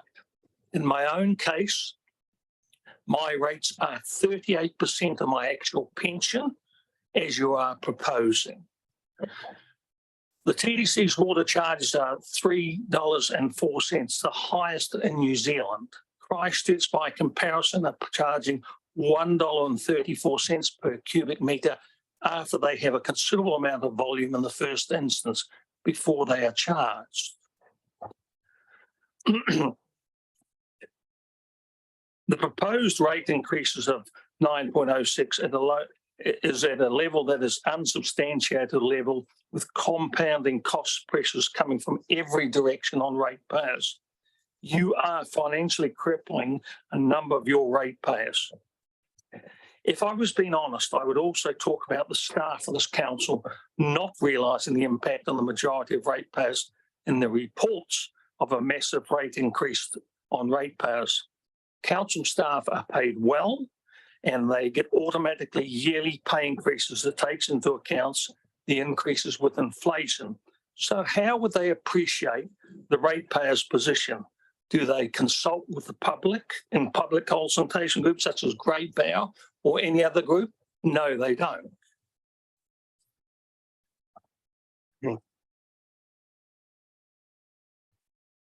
When you look at the position of this council, there's one very significant problem why we're getting the rates at what level they are. And it's no good disguising it. It's the Lee Valley Dam, the cost overruns. And when you look at your documentation that went out for consultation, it says that out of $20 million surplus from the forestry, 18.75% million is repaying loans on the dam. What you haven't included is also the port dividends and the airport dividends, which would be between 20 and 25 million. All this money that previously would have gone to keep the rates down is now going for the dam payments. So how can we get to this 5 or 6% increase? There's a number of ways to achieve this. And the two ways I suggest are, number one, you should be target rating the Waimea Irrigators Limited, shareholders in this dam, and owners of 49% of the cost overruns on the Lee Valley Dam. They use 82% of the allocated water on the plains. They currently have a 45 million debt, in my view, to this council for the cost overruns. So instead of the council, why aren't the councils chasing this debt like any other debt they should hold? These irrigators haven't paid their debt as a business cost. The council will therefore transfer this debt onto the ratepayers, and it is wrong. The second thing I say, and it's with the engineers department here, each and every year for the last 10 years, they have applied for and been granted ratepayers funds for the annual work program. However, at the end of each financial year, between 20 and 25% of their funded work, which has been paid for by the ratepayers, hasn't started or been complete.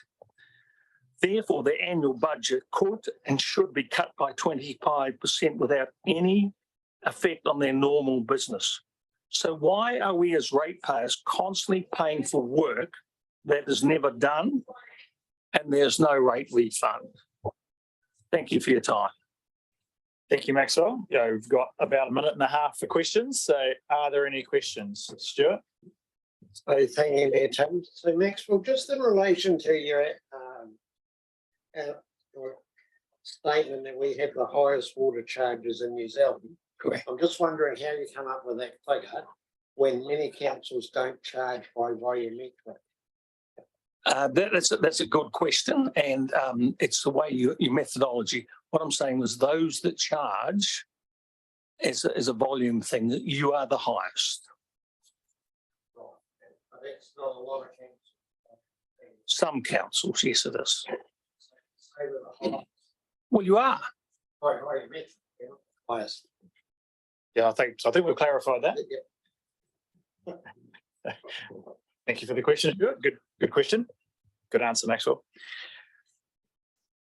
Any further questions? If not, thank you very much. Thank you for coming in and speaking to your submission. Right, next up, Hayden Stevenson.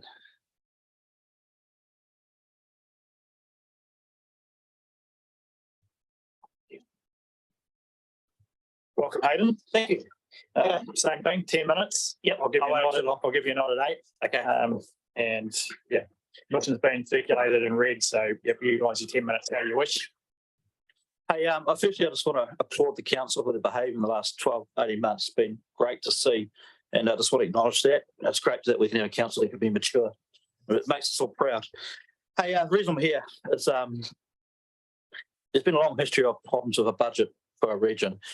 And it's not just a council problem. So this is why I'm here, is it is a central government is causing a lot of our problems. And this goes back multiple generations, probably the last 30, 40 years. And this is why we're struggling debt-wise for our region. That's why our rates are so high. Our water rates are one of the highest. I do concur with what Maxwell was saying. In Christchurch, my father got a bill. He was moaning about it for an overrun, and it was like $30. So I just laughed.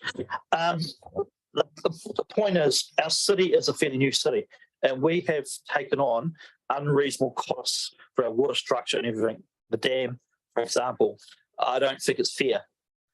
I don't think it's fair that as a council you're expected to pay the amounts that you are, when historically, under New Zealand practices of cities when they're built, that the government has invested more in our region.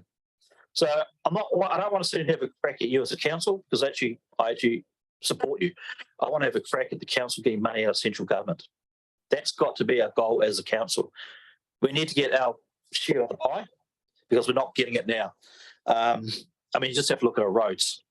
Back when I ran for council about 3 or 4 years ago, our funding for the region was being cut. I think it was about by 9 million, and that was when it was land transport. They were deliberately cutting it back year in, year out, and that was back in 2015, 16, 17. So that's where our problem lies. I think the biggest part of why our costs are so high, and you're having to chuck 9% is difficult for most people. The housing situation is getting worse, because I see it through Greenwood. The amount of solo mums that are sleeping in cars is getting worse. I think it's increased last year than it has, but I mean, that's just something that you guys didn't know. The dam, why are we having to pay for the dam as a region, as a council, the amount that we are? Now, please correct me if I'm wrong, Tim. I understand that we had to have loans as part of the agreement for the dam. Is that correct? There's a lot of borrowing associated. Yes, that should be, as a council, we need to go back to the council, to the government, and say, well, why are we having to pay for this? And go back and start looking at the historical dams that have been built in this country in the last 100 years. Because when you think of the dams down south, just can't think of the big one. Clyde, yes, that wasn't put onto the community to have to pay for. Yet we are expected to pay for ours, which I understand we should contribute to, but I think the burden is too much. And that's where I want to come from with my submission is, I urge you as a council to stand up to the government and say, no, we're not going to take this anymore. We need to stand up to, like you said, the 17 million that you're going to lose. Just wipe it off the loan. Just tell we're not going to give it back. We're going to take it off the loan. Be hard with this government. We're going to have a change of government, but I would say I'll put money on it, that's a pretty high chance. So the other thing I read through the listings of the things that you guys are going to try to justify the expense for was that you, the free waters money, you said you had bills for that. Why are we paying it? Just don't. I mean, that was brought in through legislation by the government that hit it, and they've put this cost onto our council. Why can't the council just say no and refuse? Just putting it out there. I mean, I got a property down south, and I had a stove to be fixed. The guy decided to do a whole bunch of extra stuff. I said, well, I didn't ask that to be done. I said, I'm sorry, but I did not ask you to do this. And I said, I'm not going to pay that. I'll pay you for your time of what you've done and what I asked you to do, but the extras I'm not prepared to pay for. I did not ask for it. It's the same analogy with the Free Waters. People did not vote this government in, the current one, under the analysis that we're going to have Free Waters. That was kept secret. So why are we as council paying any of their bills for Free Waters? Just park it is what I'm suggesting for 6 months, 12 months, and then review it once we're whatever happens with the election. Secondly, I would be going interest only for any loans at the moment, because for the next 12 to 18 months, the market's going to fluctuate. Let's just draw a line in the sand, hold, and lower actual costs. There are times in business where you just pay interest and you don't pay the principal because you're just trying to get through a difficult time. That's what you do when you're in business. I mean, I know a lot of businesses with business loans have actually gone to the banks and said, hey, can we just do interest only for 18 months? Because there is going to take another 18 months to get over COVID. It's tough out there, but that's not the council's fault. But I'm just saying it would be a useful idea to reduce the costs. That's pretty much what I was going to say. One thing you need to take into account in this region is we have one of the highest proportion of small to medium-sized business owners as a region, and I think it's fantastic, and I think it's great. But the consequences are a large percentage of one disaster from being in financial trouble. So we need to just take care with our local businesses. Any major works, I'd love to see a policy come into place where you say if it's within 10% of a tender, that it must go to a local business. We need to support our local businesses. And lastly, the pools that you're going to have at Motueka, you've cut that. To me, that was the most important thing to have. We need something for morale for this region. We need something for our young people. Our young people are suffering through schools. I mean, I've got 5 kids in 14 schools around the region, and they are mentally struggling. So please think of our youth. Think of how we can do activities for them.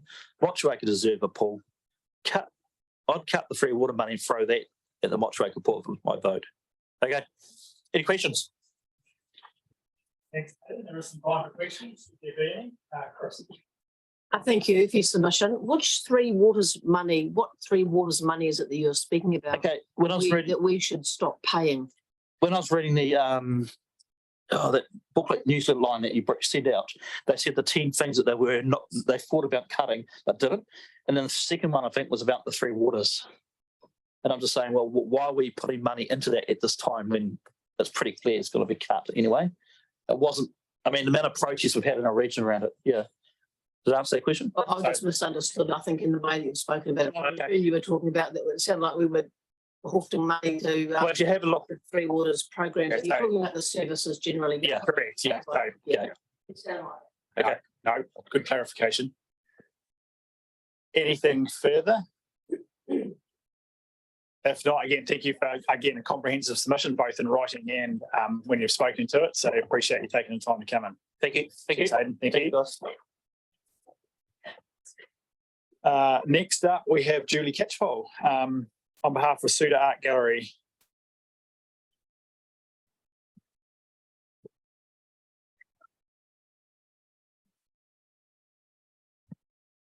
Welcome, Julie. I guess you would have picked up the general theme, so 10 minutes. I'll give you a nod at 8 minutes. Should you still be talking? Submission's been circulated, will have been read. So leave time for questions if you would like some. Thank you very much for the opportunity. Sitting next to me is Judy Finn. Judy Finn is one of our trustees and a Tasman ratepayer.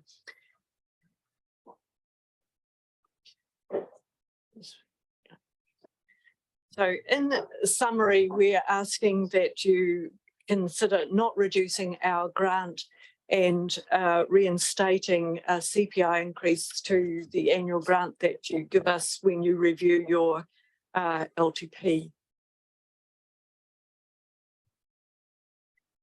What should I be pointing at? Yep. Okay. So just some highlights in your question here for your LTP. You've asked the question, what have you achieved over the last 2 years and what do we contribute to? These are the key community outcomes that we deliver to.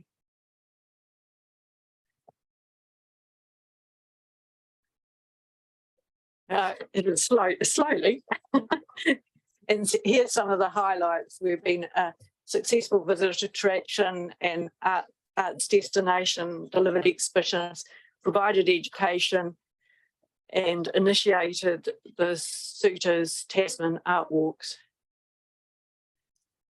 Just unpacking some of these bits. This is visitation. The line looks like it's going downhill towards the right, but that's this financial year, and I'm fairly confident by the time we get to June 30, we will have eclipsed last year's visitation now that overseas tourists are back.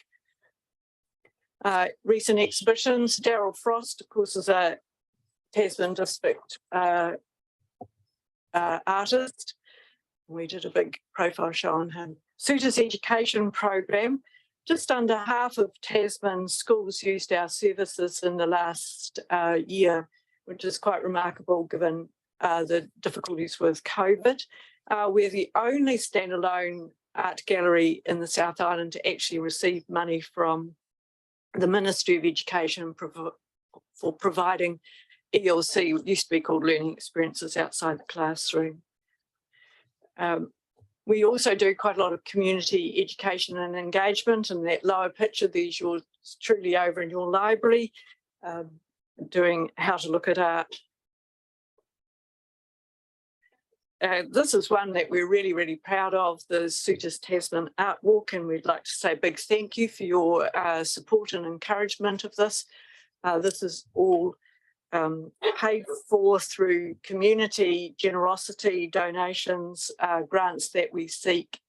And we've had a huge amount of support from building owners, tenants. We're so far. That is me. That is you. That's outside. Yes. And otherwise very precious artwork. Yeah. Yeah, so that was the very first one we put up in Richmond. We've been putting up quite a few in Motueka at the moment. So what are some of our challenges? Well, we've got no real increase in our grants income, also from the Nelson City Council signal for this year, and increased operating costs and overheads that we really can't do a lot about. We are recovering from COVID and the August floods, but it's a slow return to pre. And just saying, we haven't had an increase in our grant from you for 9 years. Next year will be 10 years.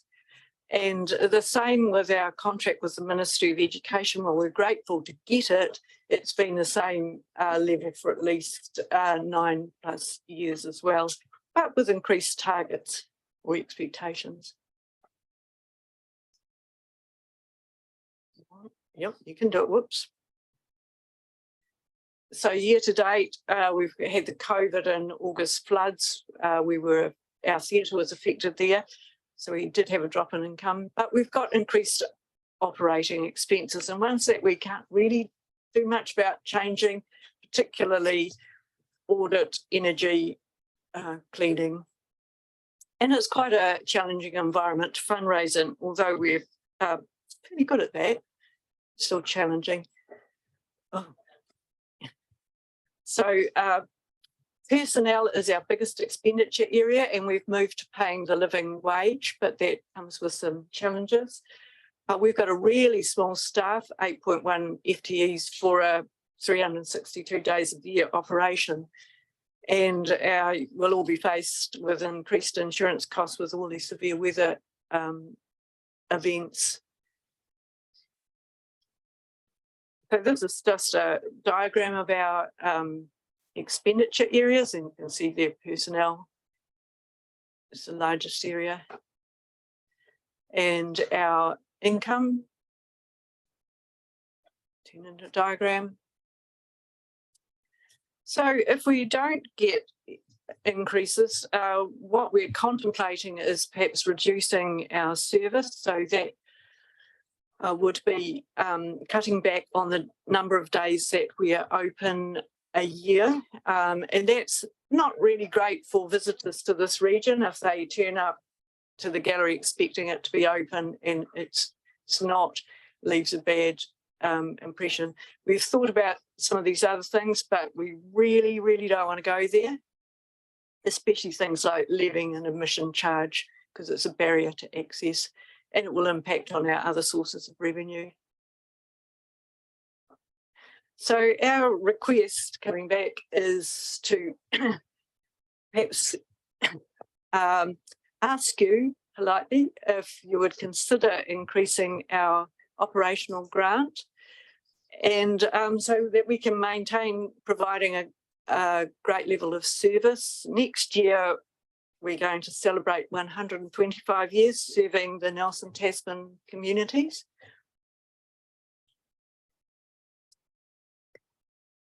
And I'd just like to say a really big thank you for this opportunity to talk to you. What we'd really like to do is have a better chance to talk to you in a less rushed way, or particularly if you would like to come to our place. And just a hint in this picture, we next want to take the Suited Tasman Art Walk to Takaka. And there's one of the pictures, well, two of them actually in the background there that we'd like to put up there. Do you want to add anything, Judy? No, I think that the Tasman Art Walk's been fantastically successful and was done at no cost, really. All our time was voluntary. We had great help from David Ogilvie, you'll be pleased to note. I contacted him as soon as his term was over and said, look, you've got plenty of time on your hands.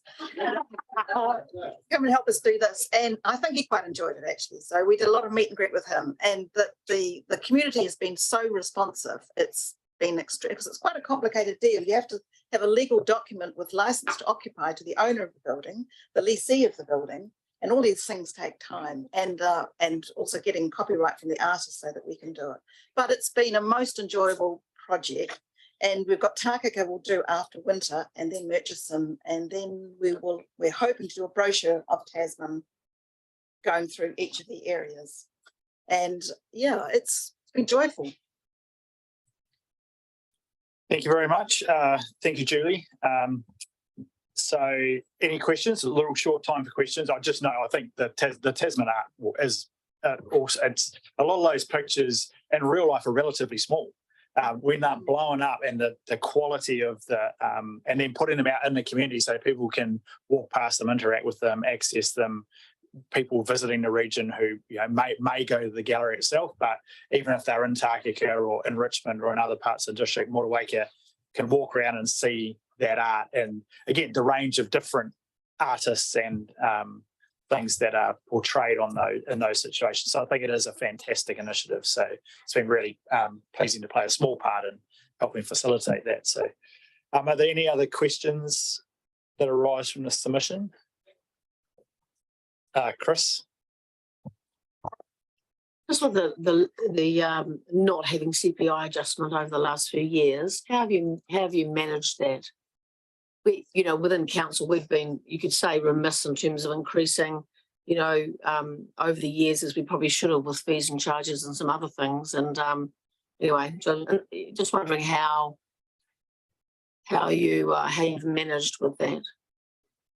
Well, we're pretty cost efficient, I'd have to say. As you see, we've got a small staff, but we also try our best to raise money through various fundraising initiatives, as well as leases, retail activity, gathering donations through the door, any way that we can think of, really, to bring in revenue. But as I pointed out there, the philanthropic space it's tricky to navigate at the moment.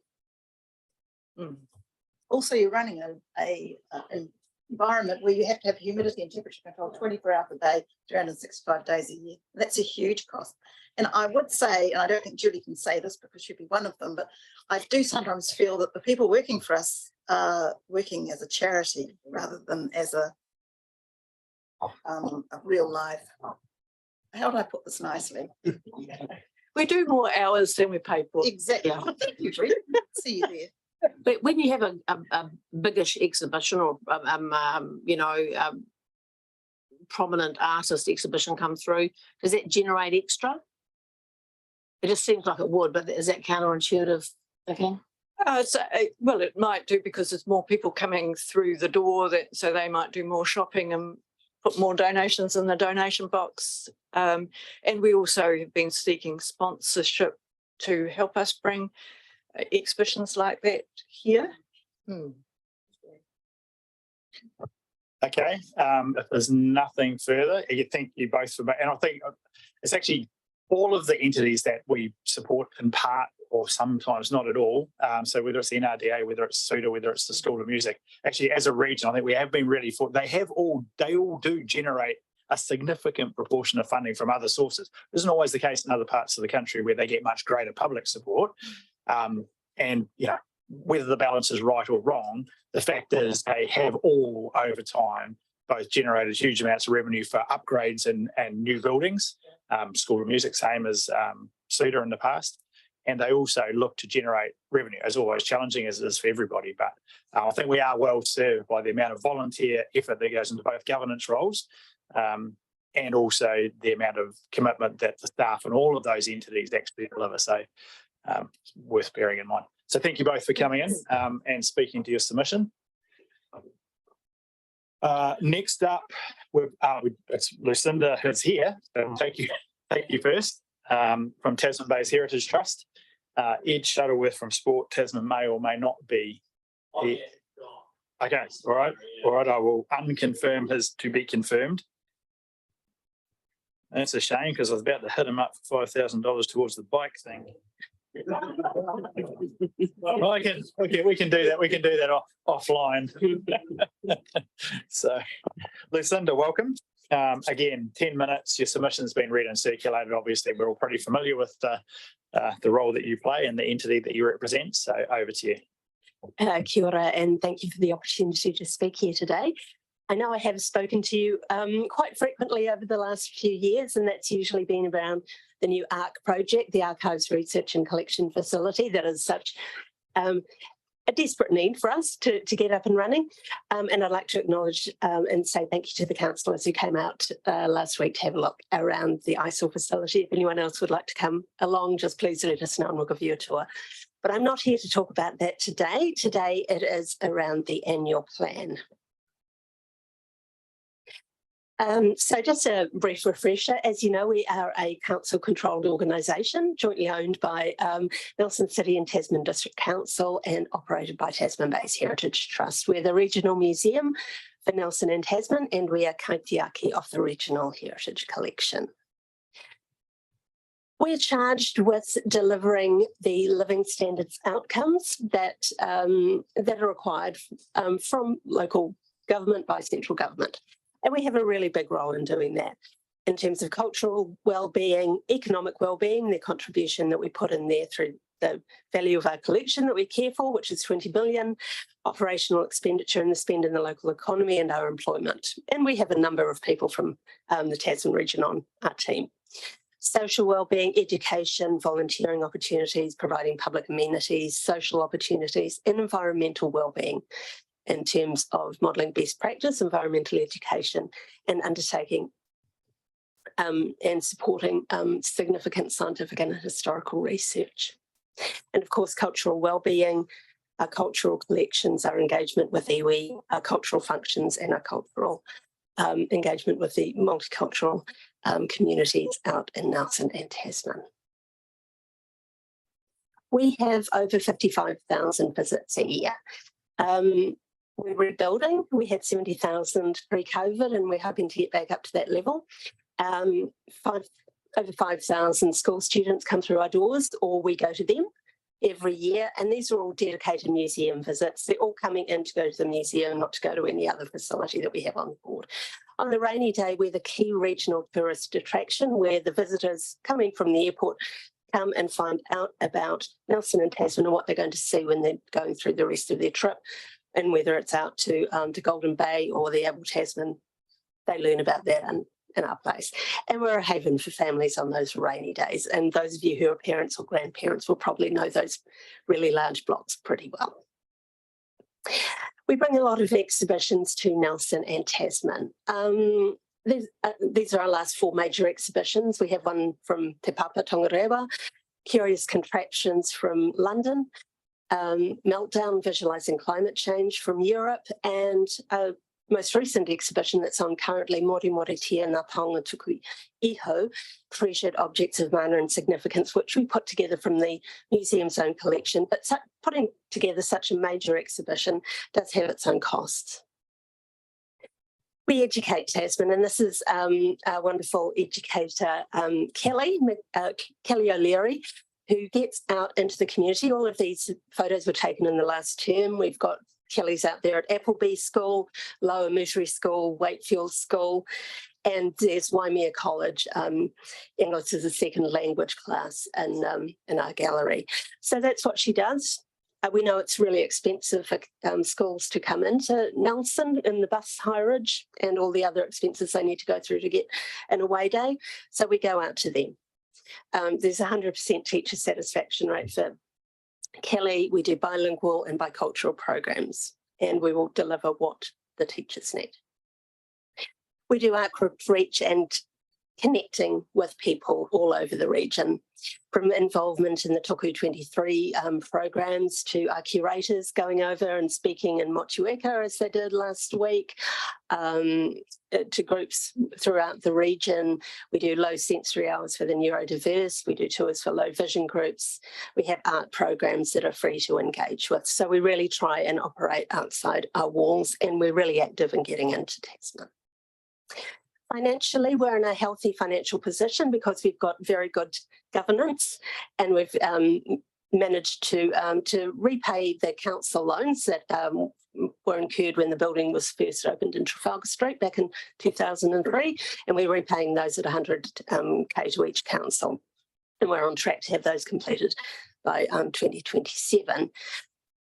However, we're facing really massively increased costs, as is everybody. Our electricity is up 32% since 2020, as the suitor said. We have to really control the temperature and the humidity, and so air conditioning is really expensive to run.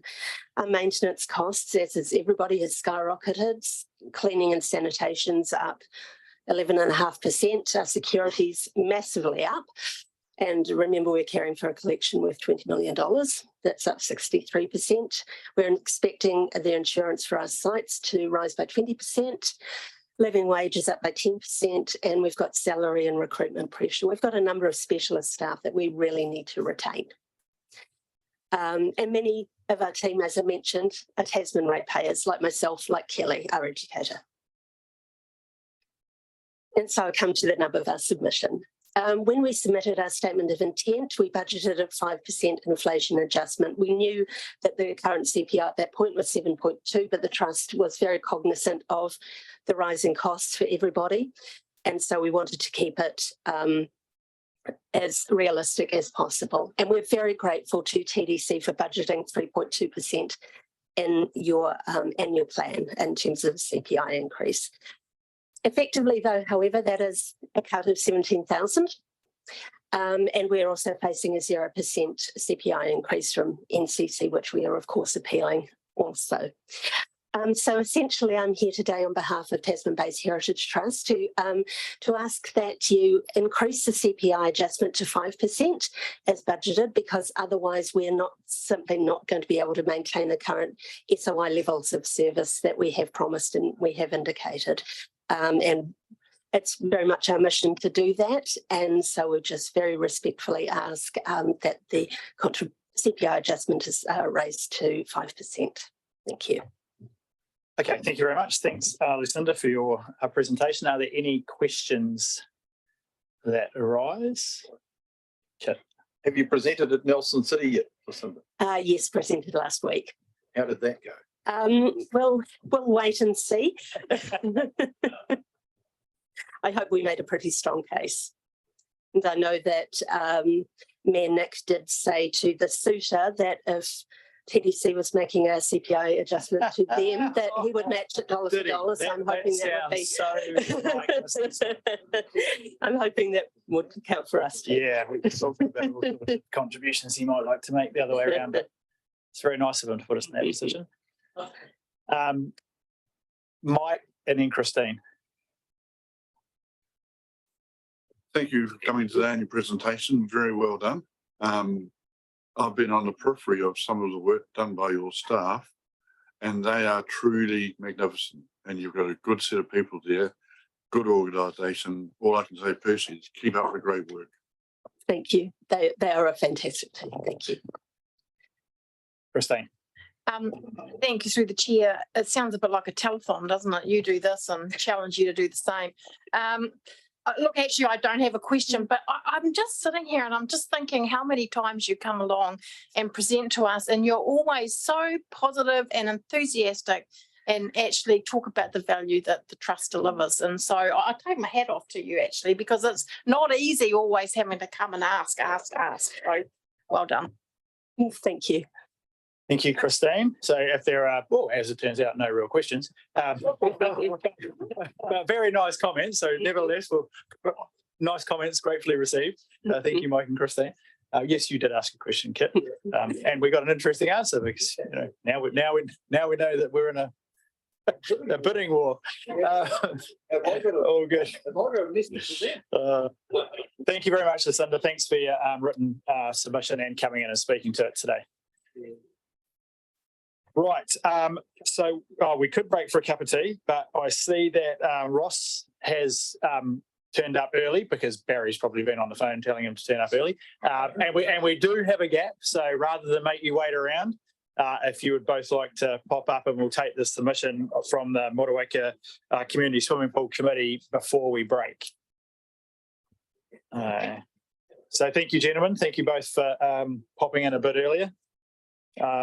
10 minutes. So your submission's been circulated and read. So you can highlight any areas of emphasis you'd like. If you want to leave a bit of time for questions, by all means do so. And I'll give you a nod at 8 minutes if you happen to still be talking at that point. No, it doesn't quite work like that.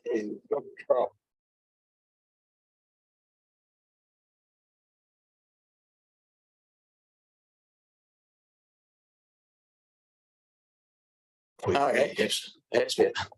Yes, our written submission was minimalist.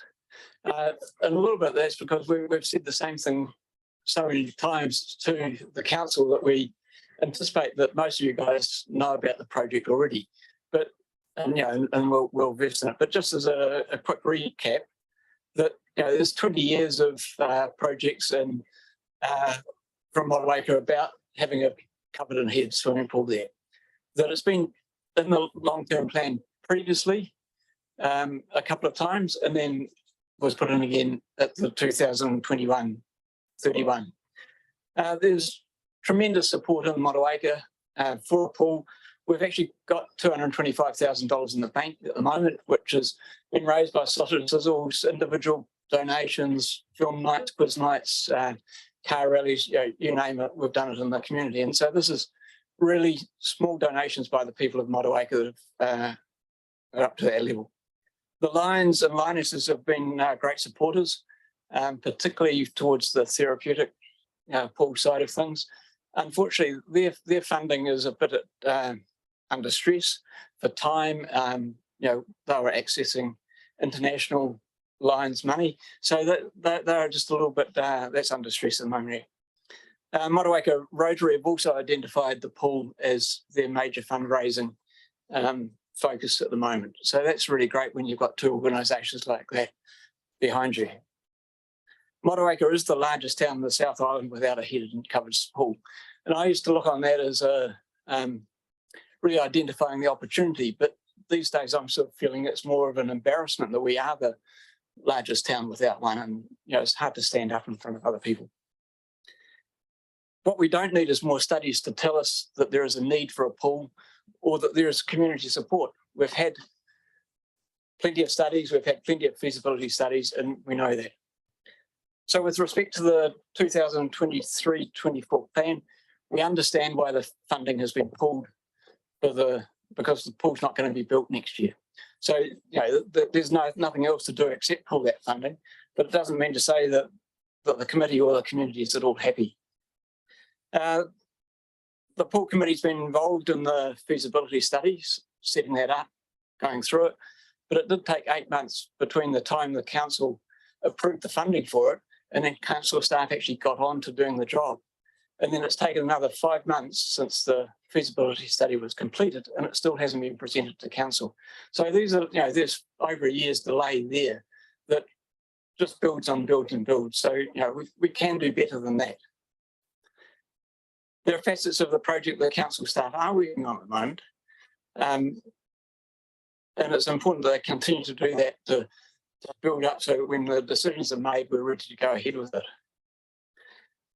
The people of Motueka are feeling in the dark about the pool, and we can't particularly talk about some things that we know that are not public yet. So it's understandable why people are feeling nervous and negative. And Tim, that your comments in the paper the other day about it being the better off funding, is realistic. But unfortunately, it does actually raises fears in Motueka that the pool isn't happening yet again. So what we're asking, while a greater focus will come on the pool with the long-term plan, we want the council to express its support for the project through the annual plan process and give TDC staff the direction, resources and authority to take the prerequisite steps now rather than late. Council staff need to prepare to utilise the better off funding that's already been approved and allocated to the Motueka pool project development. So we don't want to wait until the next one and then say, well, how are we going to do this? Let's do that planning now so that when the time comes, we can use it. Our committee members, along with no doubt the ward councillors and community board members, are continually approached by people in Motueka saying, when will the pool be built? They're extremely supportive, but incredulous it's taking so long. Motueka's tolerance for continued delays has run out. TDC needs to positively communicate with the community that the pool is a key focus, and while not in the 2023-24 annual plan, it's not being pushed aside as it is in the past. So in conclusion, a covered and heated swimming pool facility will be used by a greater number and a wider variety of users than almost any other public facility. It will be used by toddlers and school children, learn to swim, recreationists for children in a safe and supervised environment, aquatic sports from recreational to competitive, rehabilitative and therapeutic needs, lane swimming from general fitness, cross-training, low-impact exercises. Many elderly have been looking forward to and contributing towards this facility since they were significantly younger. My mother's 93 and I'm hoping that she's going to get to swim in a pool, but time is ticking. The pool will be a huge positive for youth, elderly, general and rehabilitative health and fitness and water safety, all of which should be key focuses for TDC. The pool's needed now.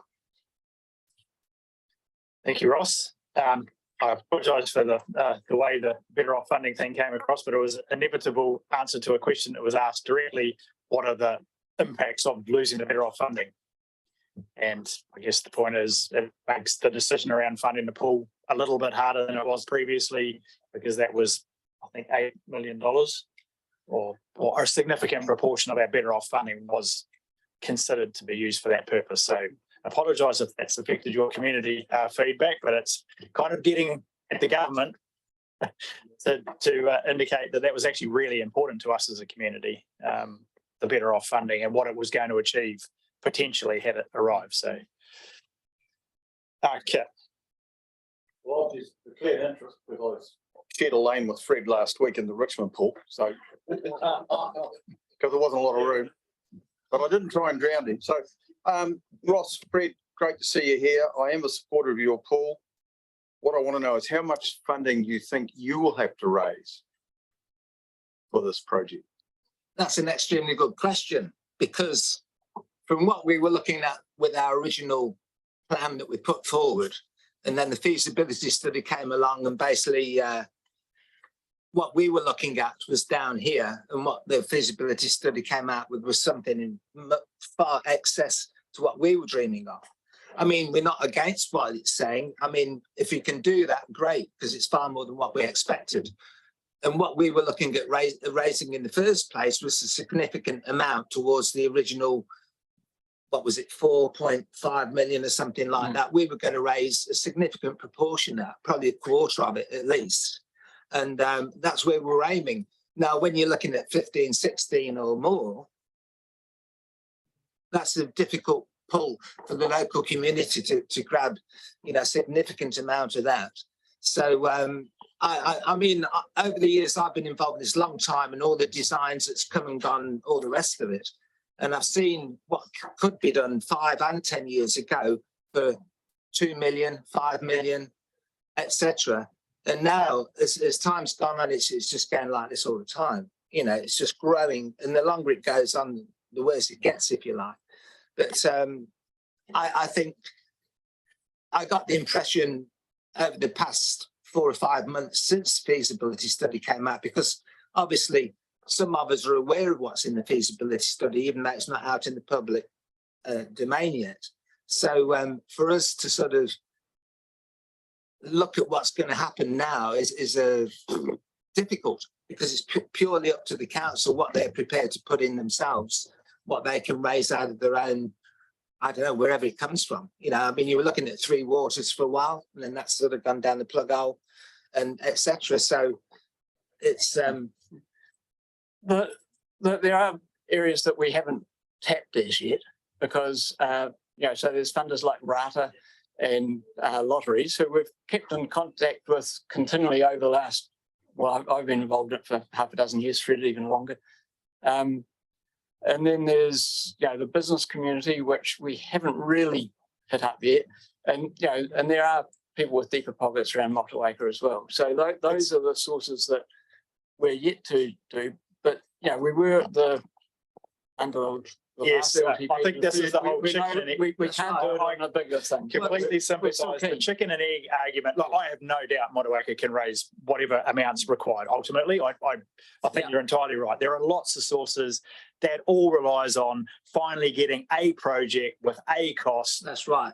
The Rotary submission today, Paul, I think made very clear their support is based on the project as currently proposed. So the more, you know, longer term community asset that they can see will be, I think you used the word complex as opposed to the original concept. Yeah. And I suspect that when we get to that point, that the fundraising, it's not going to be easy. It never is. And none of the community facilities we've built around this region have been easy fundraising processes. But I have no doubt that between all the things you mentioned, the Ratas, the lotteries, the business community, Motueka community itself, that once we get a project that is, you know, finalised, that, yeah, it'll be tough, but I'm 100% confident that it'll get done. Yeah, so we're still actively involved with, you know, film nights, sausage sizzles and quiz nights and things like that. No, and it's not going to get us a new pool, but it's keeping us in front of it shows the public that we are doing something. And yeah, so it's a two-way thing. The public encourages us to keep on with it. We tell them that we're trying to get there. But you know, the reality is it does need TDC as the major contributor and seeder before people like Rata and lotteries come on board. Yeah. So yeah. Absolutely. Right. Thank you very much. Thank you for coming in a bit earlier. Thanks for both your written and your verbal submission. And yes, we look forward to continuing the conversation constructively, hopefully. Thank you. Yeah, thanks very much. I think just before we do dive out, and that is the fact that what would be really good is if the council could put something out into the public to let them know what the council's actually doing. Because the longer it goes on without anything, the more it gets a bit sort of, you know. Yeah, no, we can certainly take that on board. Yeah. Yeah, and having good, strong relationships or a contact, you know, contacts within the council where we can actually know what's happening and get things done would be really more useful. Good as gold. Thank you both for coming in. Cheers, Fred. Thanks Cheers. for Hingers. Thanks. Thank you, Ross. Right. So rather than break and then come back, we've only got 2 more submitters. Mr. Darling is here. And so if you would like to come and make your submission now. And have we heard from? Okay. So if Joanna Santa Barbara is there, before, and then we can conclude rather than break and come back.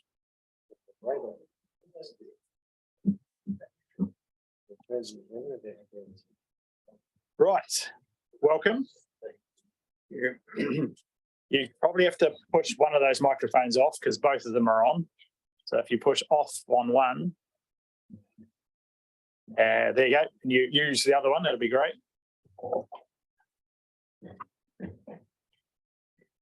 Ideal. So 10 minutes. Submission's been circulated and read, so you can utilise that 10 minutes to emphasise any key points or any additional points you'd like to make. I'll let you know at kind of 8 minutes-ish that you've got time left. And if you want questions, leave some space for them at the end. Oh, good afternoon to all. I will apologise if I start to mumble because I'm under the influence of chemo I had this morning. I will, darling of Ruby Bay, make this compassionate plea. You may have to bear with me as I read it because I'm starting to nod off myself. To support further budget cuts to achieve zero rate rise in the 2023-24 annual plan. Rates and fee increases of the 9 to 10% are not either appropriate nor acceptable, particularly when council itself acknowledges that affordability is a key issue. I refer to the plan preface. We demand that our council leadership step up and make those tough decisions that control and contain inflationary costs and spending. Rate rises can only fuel the difficulties that local residents must seek some relief from, particularly in the current socio-economic climate. A zero rate rise must and can be done. Such a precedent does exist, and I refer to the 21-22 plan, which many here today were party to. Budgetary caps need to be established and strictly adhered to for the long-term sustainability and resilience of the region. In tough times, we do need strong leadership, at least to effectively communicate and determine our basic needs for survival. A review of the budget plan should be necessary management evaluation process to achieving compromise and long-term goals. We are not alone. We cannot ignore that we share a global and universal dilemma of overpopulation and overconsumption of resources and the associated control thereof. This has major relevance and impact on local planning. May I make the recommendation that council planning initiate a quality, not quantity, human population activity cap on our finite landmass so that survivors can achieve their sustainability goals. Don't know about you guys, but in conclusion, I do know my resources are finite and I am fresh out of income and just saving to meet rising costs. My options to continue living in Tasman are not bright, particularly should I be forced to out of my home to pay rates. A zero rate rise is the first obvious step towards survival. I implore you to make it happen.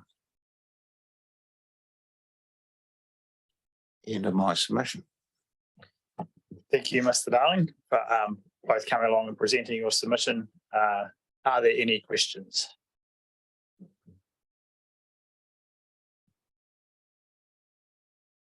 If not, thank you. Really appreciate you making the time to come in and present your submission.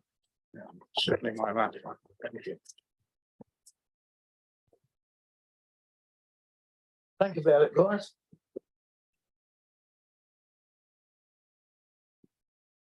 Right. So our last submitter for today is Joanna Santa Barbara. Joanna, I see that you're up on the board.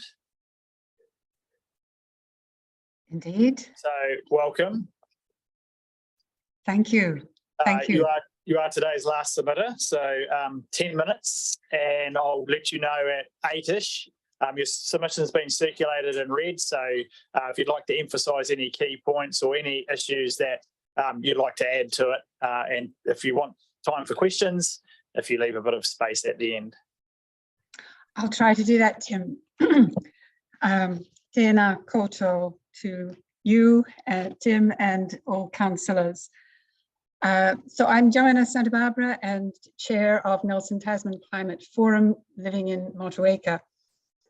And while we're talking about the annual plan today, I do want, as a member of the largest community climate organisation in the area, to acknowledge the fine work that's gone into the Tasman Climate Response Strategy and Action Plan. And we're very appreciative in the forum of our fruitful collaboration with your staff members, Anna Geraghty and Barbara Lavando, and also members of your transport staff who work with our transport group. And also thanks for the engagement of councillors Trindi Walker and Celia Butler, much appreciated. We're looking forward to the Mayor's opening upcoming Climate Action Week and to working with your staff at the Mode Shift display at Motueka Market, also in Climate Action Week upcoming. So let me at the outset acknowledge Council's tightening focus on core business in difficult times. However, climate has clearly become core business of this council and every other council. We know that climate change stops for no one. It's lashing us badly at 1.1 degrees and has much worse in store at 1.5. Scientists everywhere confirm this. I have heard people say, it's game over, we'll never make it. Let's just focus on adaptation to rising sea level, dealing with floods, fires, landslips. No, that's not a rational pathway. That pathway ends in spending all our money repairing the worsening damage with diminishing revenue to enable that. Climate strategy has to first and foremost reduce emissions. We have no choice, I believe, than to fight for every 10th of a degree, because every 10th matters. A small working group of the forum has calculated that to meet our national and regional goal of remaining under 1.5 degrees warming by 2050, we must now decrease emissions annually by 8% plus allowance for growth. We've discussed this rather shocking figure with your staff and the staff of the climate staff of NCC. And we're in the process of having it verified by the Climate Change Commission. Their chief scientist, Grant Crosswell, says that it's a ballpark figure in a meeting we had with him and other Climate Change Commission people 10 days ago. So what does this mean for Tasman? It means that all the excellent initiatives undertaken and planned by TDC need to happen faster, stronger, and better resourced. And you also need community penetration. Before I say more about that, let me mention briefly a TDC initiative that I think has been underrated and needs to be revved up: school travel plans. My understanding is that these are working. More kids are walking and cycling with obvious health benefits. This is Mode Shift in action. It's a success story, and it needs to be revved up to cover all schools this year and next. And we need a parallel thrust for workplace travel plans, encouraging business involvement in incentivizing their workers to bus or cycle. I think you're doing a fair bit of this in the actual council, I have heard, and congratulations on whatever achievements you've made so far. So again, we need the main thrust of this in 23-24. Why the urgency? Because the longer we delay with emissions reduction from mode shift, the steeper the emissions reduction pathway becomes. 8% a year plus growth becomes 13%, and so on. So now to community penetration. For that, you need the help of community organizations like the Climate Forum. We encourage our members to have climate conversations with as many people as possible, and that's important. We're undertaking a behavior change campaign called Take the Jump, in which transport mode shift is a major feature. So far we've focused mainly on Nelson, but we're really eager to do something in Tasman too. And this goes for much of our work. NCC expects us, in response to providing $100,000 a year, that we focus on Nelson. Nevertheless, some of our outreach has been to Tasman, and last year we ran the Mapua Climate Festival. This year, we're planning a Motueka event in Climate Action Week in June, and we're working with Mohua 2042 on a sustainable business event in Golden Bay mid-year. We'd like to do more. For example, providing information and inspiration is what we do all the time. And we'd like to direct more to Tasman, public talks, social media, radio, newspaper articles. We have people interested in starting a repair cafe in Motueka, expanding the understanding that we must cut material throughput as well as energy throughput, rather than throwing stuff away and buying more new stuff. We plan to update the Climate Action Book, which has been a very helpful tool so far. We've had a request to Take the Jump to Golden Bay. We're very interested in working with your publicity campaign preparatory to introducing the new buses in August, and seeing how we can extend that further into the community. We have the expert capacity to do citizen science evaluation of bus usage, which could be helpful to you.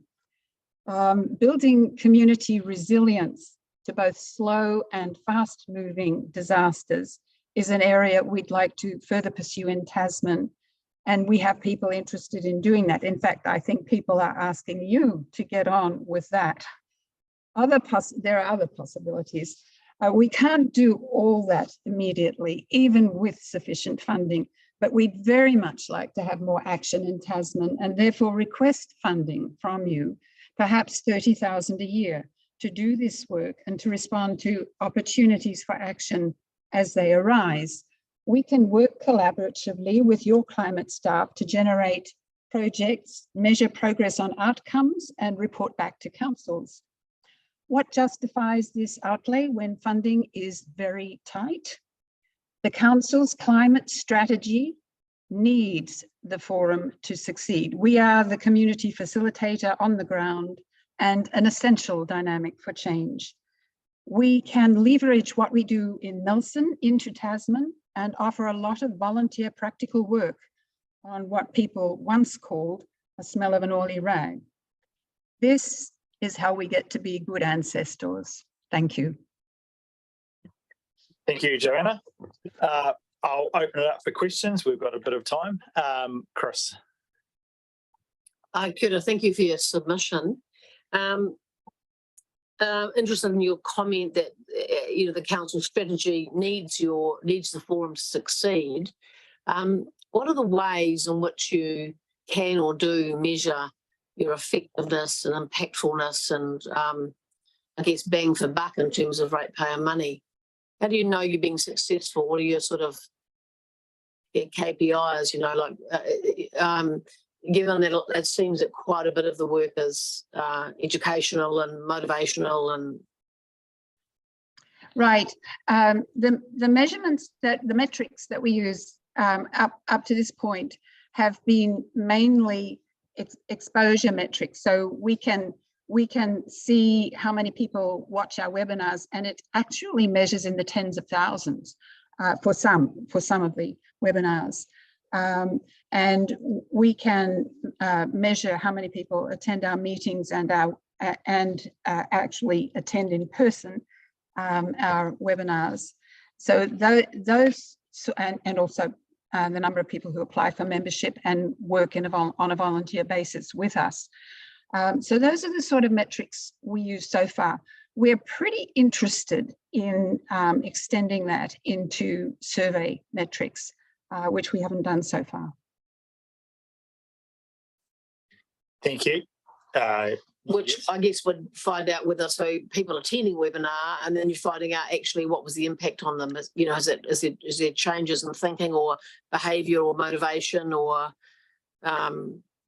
you know, it's a difficult thing to measure, I think, isn't it? And you know, we're under the pump here in terms of ratepayer money and rate increases, and so you know, to consider contributing.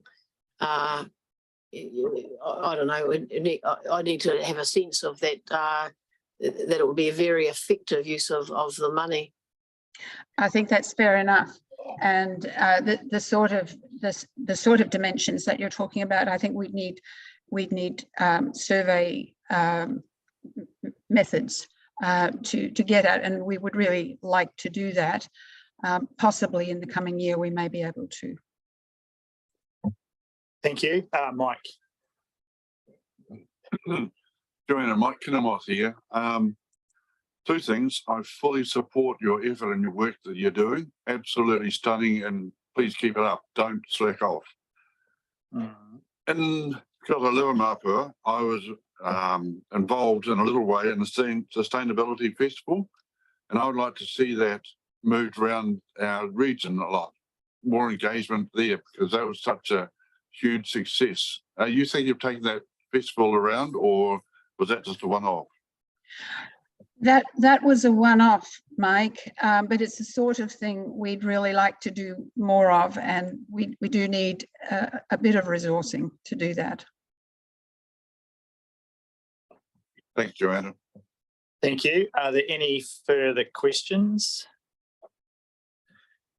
If not, thank you, Joanna. Thank you for your comprehensive written submission and also coming along today to speak and being available to answer those questions. Thank you.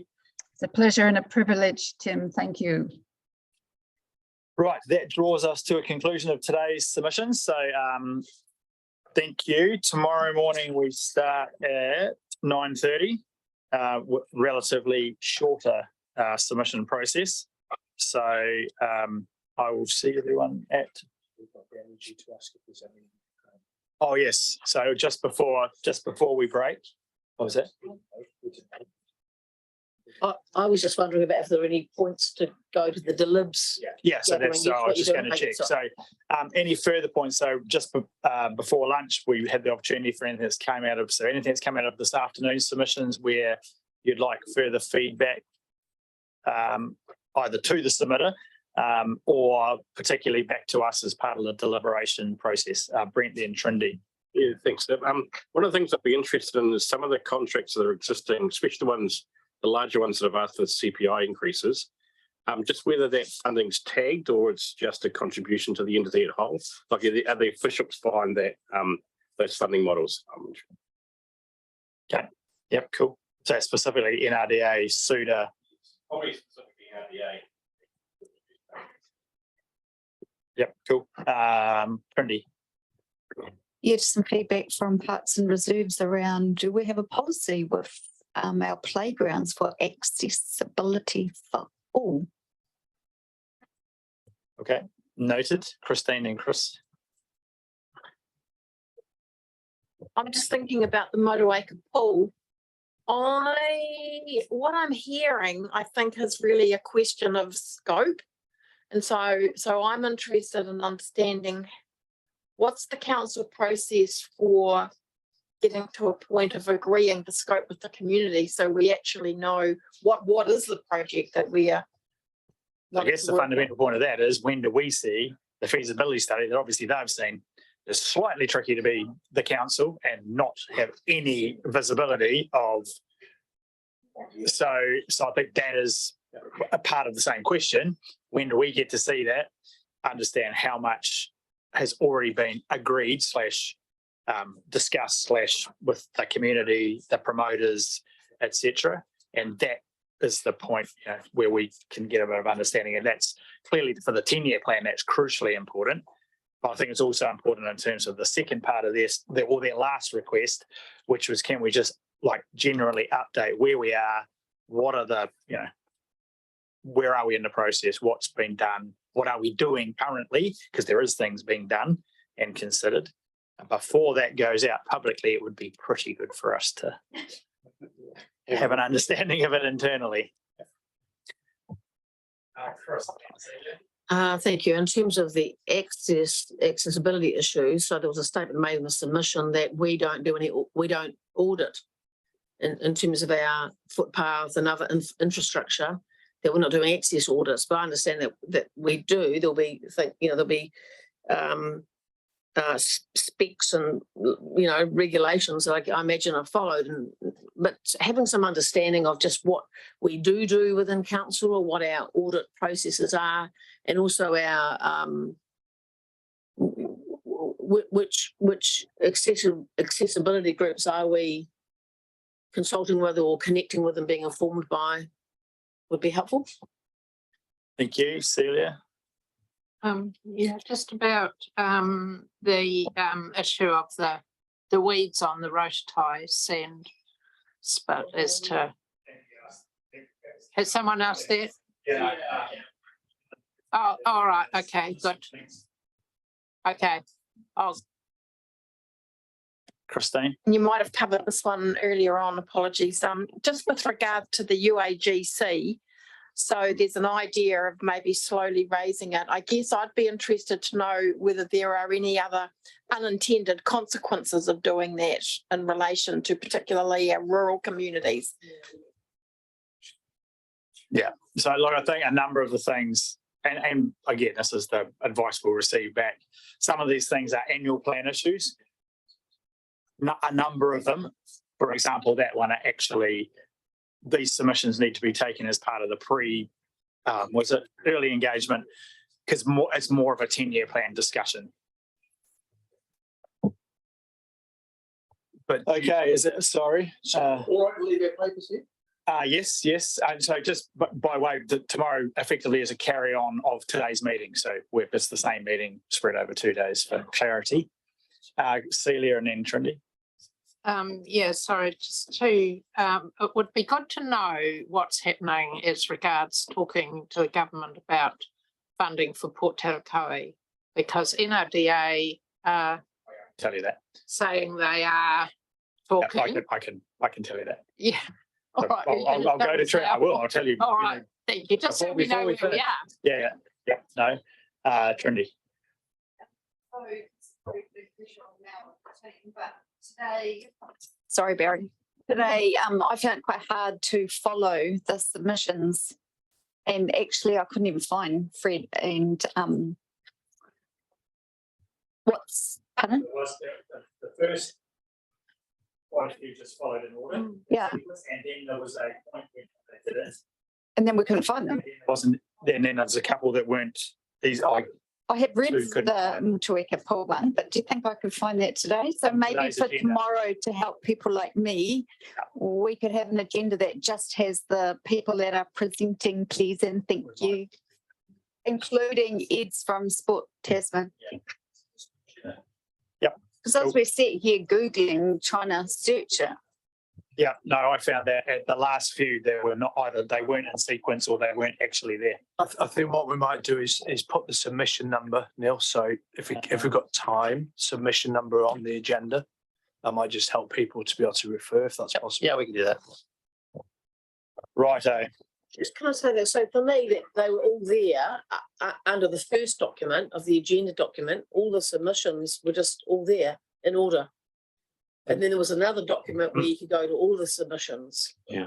So they were. maybe have a look. They were in order of the schedule for hearing, but then people move around, and so doesn't keep up. Yeah, and I moved around and people came in different orders. Yes, I accept responsibility for the jiggery pokery of the agenda. I mean, some of them changed before it got to today, but some of them changed during the day as well. So Righto, so just on Te Rakoe before you leave, so I met last week with, who did I say? Ned Wells and Gary Hooper from Aquaculture on the basis that it's kind of sat in that document there that Kit's got, which is the NRDA's briefing for ministers, and has remained a high priority for funding.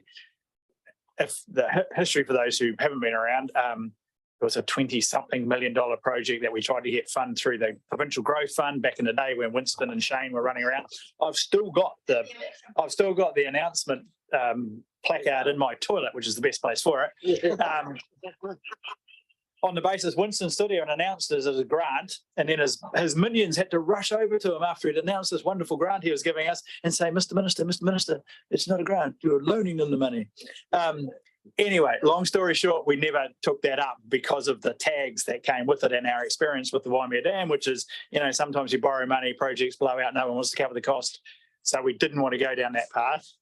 We've subsequently utilised our funding that we'd allocated into that project, which is about $6-point-something million to do some initial work. And what we're discussing at the moment is if we can go back to the government in this period between now and the election and say, look, we spent our 6 for another 6 and no more contribution from us, you can actually achieve X, Y, and Z. And, it's a nice photo opportunity for you as government funders. You can go and stand in front of it. It supports all your things like economic development. It's got support of iwi through Mara Moana and through Mana Whenua ki Mahua. So there's a whole conversation to wrap around that in a very short space of time, and we're at a very initial stage in that conversation. I've got a meeting tomorrow with Project Kokiri, which brings together the NRDA, Nelson City Council, a number of under agencies and entities, including iwi. And should that agree that we all believe we will have one more crack at getting some funding for the next stage of Te Rakoe, at the point that that becomes a decision for us, then obviously it will come back to us more formally. So how key a player for us is NRDA in this? Quite significant. Right. In terms of bringing together and effectively their relationship with Kānoa. Yeah, I thought they were. I just wondered, we're just seeing they're asking. They are a key player in that conversation. Okay, thank you very much. We'll see you all in the morning for round 2. And so same meeting will close at the end of tomorrow's meeting, or not. It's a continuation. Yeah.